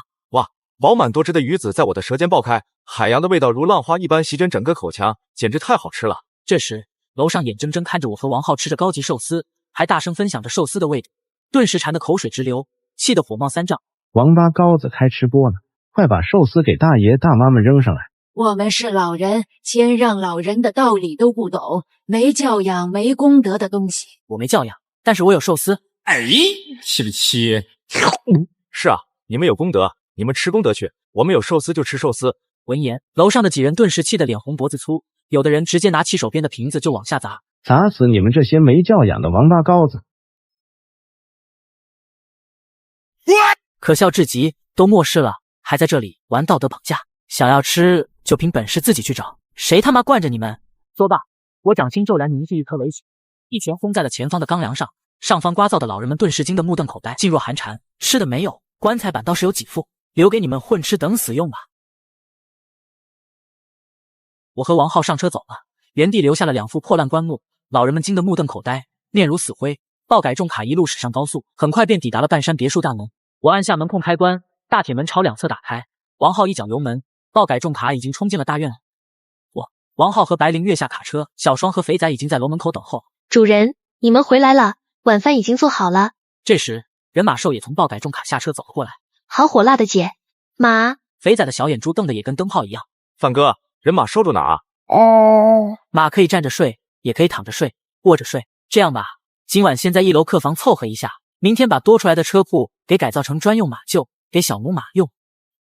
耗子，和我一起把水怪给搬到隔壁老王的水塘里。好嘞。我和王浩把水怪搬到水塘边。此刻，突破5级后的隔壁老王正趴在池子里啃骨头，旁边的森森白骨已经堆了一大堆。老王，这次给你带回来一个朋友。朋友？难道是旁边那只人马兽？身材挺火爆啊！主人果然知道我老王的口味。我一脚将冻结成冰的黑色水怪给踹了出去。隔壁老王心中一惊，慌忙后撤了几步，眼珠子死死盯着面前的冰雕。他感觉到了危险的气息。小母马解冻，一声令下，人马兽伸出小手喷出寒气，笼罩在冰雕之上。下一刻，巨大的冰雕裂出缝隙，轰然爆裂。水怪，5级的水怪。今晚你们2个只有一个能活下来。说罢，我带着人马兽转身离开。那只水怪可是很绝色，万一隔壁老王搞不定怎么办？很简单，谁能活下来，谁就是隔壁老王。这就是献祭流的培养模式。小女仆，你先带小母马去休息。小双点点头，牵着人马兽走进了大楼。肥仔立即贼兮兮地跟在人马兽身后，2个小眼珠都看直了。王浩将装着箭毒蛙的铁笼子搬下车。范哥，这几只箭毒蛙放哪里？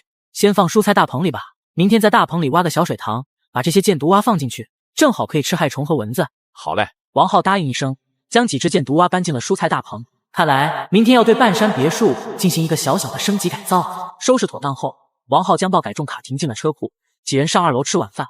我先是走进1楼卧室，给小母马喂了一个苹果一个梨子，然后来到2楼客厅，让我看看小女仆做了什么好吃的。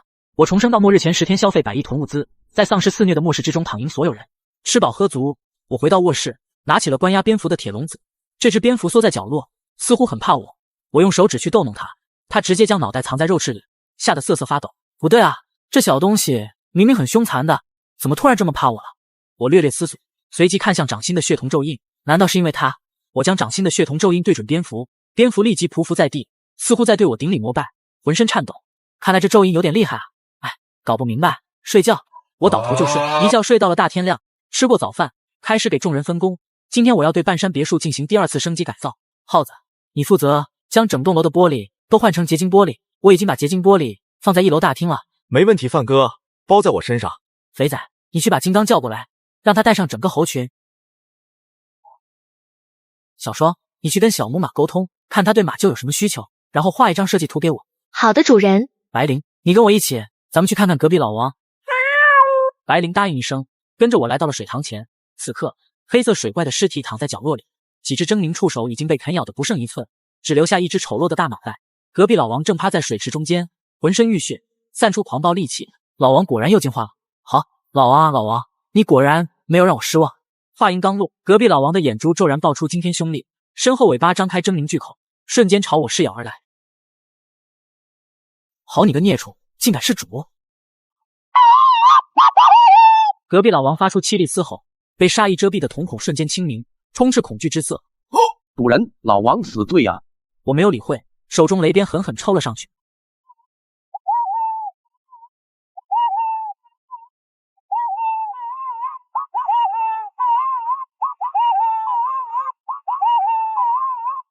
隔壁老王顿时被电得四肢发麻，双眼呆滞。是的，我第1次就会有第2次，我必须好好给隔壁老王整个记性，就算被杀意体现，以后也不敢追复复正行。献祭流的培养模式虽然容易培养出杀伐果断的变异生物，但最大的缺点便是伪性模式，所以我必须要在隔壁老王的内心最深处刻上最自私的印。足足打了3分钟，我这才停手，罚你3天不准吃东西，池子里的尸体就放在这里，3天后如果少了一丁点，老子就把你炖成一锅王八汤。说罢，我转身带着白灵离去，一人一猫走出池塘，来到别墅大院。肥仔已经带着一大群猴子等在别墅大门口。肥仔正骑在金刚的脖子上，咋咋呼呼，好像是在给猴群们训话。按下大门开关，肥仔领着猴群们来到了我面前。金刚首先朝我膜拜，后面的猴群们纷纷单膝跪地，朝我顶礼膜拜。起来吧，这些猴子本就是灵长类动物，再加上变异后开化灵智，比一般的变异生物要聪明很多。上次金刚从我这里回去后，就将我骑着一只凶猛大龟的事情告诉了猴群，所以猴群对我的恐惧和敬畏又增添了几分。金刚来到我身边，双手呈上一只鼓鼓囊囊装着能源晶石的布袋子，恭恭敬敬垂手施礼，做得很好。闻言，金刚眸中露出一丝喜色，暗暗松了口气，终于得到主人的夸奖了呀！看来以后要经常去猎杀丧尸，收集能源晶石献给主人。肥仔，把袋子拿去客厅。肥仔闻言，用小爪子扛起布袋，屁颠屁颠走进了别墅楼。正在这时，一阵清越的马蹄声从远处传来，猴群们慌忙抬头一看，只见一只神骏的人马兽狂奔而来。金刚也目露凝重，他也才刚刚达到5级，但实力远不如这只人马兽强悍。虽然明知不敌，但金刚依然毫不犹豫地转身挡在我身前，暴喝一声，散出强横威压。下一刻，猴群们立即形成防御阵型，如临大敌，看向狂奔而来的人马兽。让开！在猴子们震惊的目光下，我淡然走到人马兽面前。你去找小双吧，跟他商量一下马厩的设计。人马兽乖巧点头，傲然走进了别墅。此刻，偌大的院子里一片寂静，猴群鸦雀无声，一脸震惊地盯着我，心神震撼。前面刚骑了凶猛大龟，现在又拍了人马兽屁股，猴群对我的敬畏瞬间再次提升到一个新的高度。金刚，你把猴群分为2波，你带一波留下来干活，另一波出去猎杀丧尸，收集能源晶石。白灵，你带这一波猴子去猎杀丧尸，收集能源晶石，切记让他们自己动手猎杀丧尸，除非碰见高等级丧尸，否则你别出手。白灵答应一声，迈着猫步带着几只猴子走出了别墅，霸气侧漏。我重生到末日前10天消费100亿囤物资，在丧尸肆虐的末世之中躺赢所有人。你们跟我来，我带着金刚和猴群来到蔬菜大棚。金刚，你带10只猴子在这里挖一个水塘，工具在门口都准备好了，这是设计图。我将一张水塘照片递给金刚，金刚开始指挥猴子去拿工具，挖坑，搬运石块。你们2个去帮王浩换结晶玻璃，你们2个去收拾院子卫生，剩下的去找小双，听他指挥改造马厩。猴子们立即领命，分头行动。一时间，别墅大院里又开始忙碌起来。我走出蔬菜大棚，来到了院子里，一边看猴群们干活，一边悠闲地晒晒太阳。正在这时，一根藤蔓悄然爬了过来。鸡屁股，是不是又嘴馋了？闻言，蝙蝠粪堆里一阵耸动，一颗白白胖胖的大萝卜钻了出来，朝着我嘿嘿一笑，指了指脚下的粪堆，有机肥怎么了？不够味儿了？鸡屁股摇摇头，伸手扒开粪堆，露出下面的泥土，然后指着泥土一脸兴奋，这土好像没什么异样啊。鸡屁股的头摇得跟拨浪鼓一样，然后噔噔噔跑进蔬菜大棚，3秒后跑了出来，手里抓了一把土，放在了我面前。你是说这粪堆下面的土跟蔬菜大棚里的土质相同？鸡屁股兴奋点，我有点不敢相信。末日降临后，凡是被子日照耀过的土地全部变质，就算掘地3尺，也无法栽种末日前的蔬菜瓜果。就算是蔬菜大棚里的泥土也不行，那些大棚都是普通材质，也被子日的光线穿透，全部堕化。恐怕全球也就农科院之类的地方才有机会保存住末日前的净土，所以我才花费了大价钱，为蔬菜大棚安装了特殊材质的遮阳板，阻挡紫阳光线，保住了这些可以种植农作物的净土。而现在，鸡屁股居然告诉我这些蝙蝠粪堆下的变质泥土跟净土一样了，这简直匪夷所思。尽管鸡屁股是变异植物，对土质十分敏感，但我依然不敢相信这个消息。如果土质真的可以被蝙蝠的粪便改善，那岂不是说末日的粮荒有救了？鸡屁股，这件事先保密。鸡屁股点点头，重新钻进了粪堆里。我拿出一个小碗，装了一些蝙蝠粪便下的泥土，然后来到了别墅2楼的卧室里。我小心翼翼将小碗放在窗台上，然后从空间圣殿中取出几颗茉莉花种子，埋进土里，然后浇了点水。这些花种是完好的，如果这些土的土质真的改善了，那种子就一定会发芽。等等看吧。我看向角落里的铁笼，蝙蝠正在里面静静匍匐着。小家伙，如果你的粪便真的可以改善土质，那你以后可要不停的拉屎了，昼夜不停的拉屎，一边吃一边拉，拉哭你。走出房间，来到了蔬菜大棚旁边，这些蔬菜每天都要消耗大量的水来灌溉，真的太浪费了。想到这里，我来到第2座蔬菜大棚里，这里除了自己没有别人。大手一挥，从空间圣殿里取出了一台净水器。现在要试一试这台净水器能不能净化水质，就算净化出来的水不能喝，能浇菜浇补树也行啊。我立即叫来了一只猴子，去拿着水桶去山上的小溪打2桶水过来。猴子立即提着水桶跑出了别墅，3分钟后返回，带来了2桶水。这水看起来清澈透亮，但却有一股怪物，不管是人还是动物，连续喝上几天就会堕化为丧尸。如果用来浇蔬菜瓜果，立即变异。当然，已经变异的生物喝溪水吃变异蔬菜瓜果都是可以的，否则他们也无法存活。只是这些变异蔬菜瓜果的味道很差，所以白灵、肥仔、人马兽才喜欢吃我给的食物，因为那是末世前的食物，好吃10倍。把水倒进去，猴子立即将水桶里的水倒入了净水器。我将净水器插上电，然后打开了开关，指示灯亮起，净水器开始工作，快速净化水罐里的水。可是这水净化出来，也没人来尝一尝，不尝怎么知道水净化的效果咋样呢？正在这时，王浩走了进来。范哥，白灵他们在山上抓到2个鬼鬼祟祟的人。想啥来啥，抬上净水器，跟我来。我跟着王浩走出了蔬菜大棚，白猴子立即抬上净水器跟了上去。这时，一群猴子推搡着2个年轻人走进了别墅大门。范哥，就是这俩人在山上瞎转悠，鬼鬼祟祟的。你们来山上干什么？听说这里是富人区域，我们过来看看能不能找点吃的。找吃的，连个背包都不带。我们的背包在被丧尸追的时候弄丢了。对，山下丧尸太多了，我们九死一生，好不容易才逃出来。哦，原来还跟丧尸战斗过，不简单啊！觉醒者？不是。我看向另一年轻男子的裤兜里鼓鼓囊囊的，立即朝王浩使了个眼色。王浩伸手掏向男子的裤兜，拿出来一个望远镜。跟丧尸搏斗很累吧？先给他们倒杯水喝。白猴子立即用纸杯从净水器里接了一杯水，朝年轻男子走去。年轻男子顿时愣住了，搞不明白我的意图。现在水资源这么珍贵，刚见面居然就给了自己一杯水，不对劲啊！这水肯定有问题，不能喝。但是年轻男子想的有点简单了。这只猴子一把按住他的脖子，直接把水灌进了他嘴里，一杯水全部下肚，一滴不剩。我见状满意点头，你小子挺机灵啊。次名小白，以后留在半山别墅打杂吧。小白乐得龇牙咧嘴，上蹿下跳，立即给我拱手作揖。这时，被灌了一杯水的年轻男子慌忙用手指头抠自己的嗓子，想把水吐出来。我仔细看向男子，1秒、3秒、10秒没有反应。莫非净化器真的有用啊？突然，男子的脸色瞬间变灰，像是叶子枯萎下来。紧接着，他惨叫一声，五官扭曲的倒在地上，浑身血肉逐渐溃烂，瞬间堕化成了一只丧尸。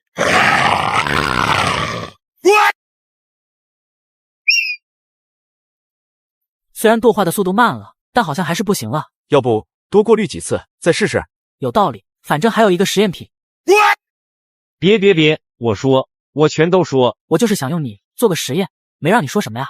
求求你们给我一次机会，我真的说实话。行，那你说吧。其实我们2个是被许仙派过来打探山上情况的，他说这里位置很好，想攻占这里。许仙，玩蛇的许仙，小爷我还是法海呢，我他妈一个大威天龙扇死你！你怎么知道？许仙大哥就是玩蛇的，他的右手可以变成蛇，还能控制好多蛇。范哥，这货说话可信吗？应该是身体型觉醒者里面的兽化，兽化的觉醒者可以获得某种动物的能力，还能与其交流。对，就是这样。许仙是几级？身边还有哪些觉醒者？我刚加入他们1天，啥都不知道啊。许仙说只要我们这次任务完成的好，就可以正式加入他们。敢打我们半山别墅的主意，管你是龙是蛇，直接弄死。说那个玩蛇的在哪里苟着呢？在山下的102民宿。范哥，啥时候出发？正在这时，小双走了过来，在我耳畔说了一句悄悄话：我重生到末日前10天消费100亿囤物资，在丧尸肆虐的末世之中躺赢所有人。主人，变异食人花们在别墅角落发现了几条蛇。我闻言心中一动，嘴角勾起一抹冷笑。主人，要不要把那些蛇？不，暂时别动他们。小双点点头，扭头离开。看来你们俩既是许仙的探子，又是他的弃子。什么弃子？你这是什么意思？小白，把他绑起来，关进地下室。小白单臂提起男子的衣领，直接将他给拖走了。哎，怎么回事？你倒是说清楚。话未说完，小白直接朝男子脖子脖梗一拧，干晕了过去。范哥，什么情况？耗子，你好好想想，一个明明可以控制蛇，还能和蛇交流的人，为什么还派2个普通人过来打探情况？而与此同时，咱们院子里又碰巧出现了几条蛇。不明白。你这脑子还是少跟肥仔看点学习资料吧。这2个人表面上是探子，实际上是诱饵。诱饵？对，他们是诱导我们去102民宿找许仙算账的诱饵。我敢断定，如果我们去了102民宿，肯定找不到许仙，而许仙就会趁着我们离开，直接占领半山别墅。那几条入侵别墅的蛇，其实才是真正的眼线。我操，这个许仙真是太阴了，不愧是连蛇都敢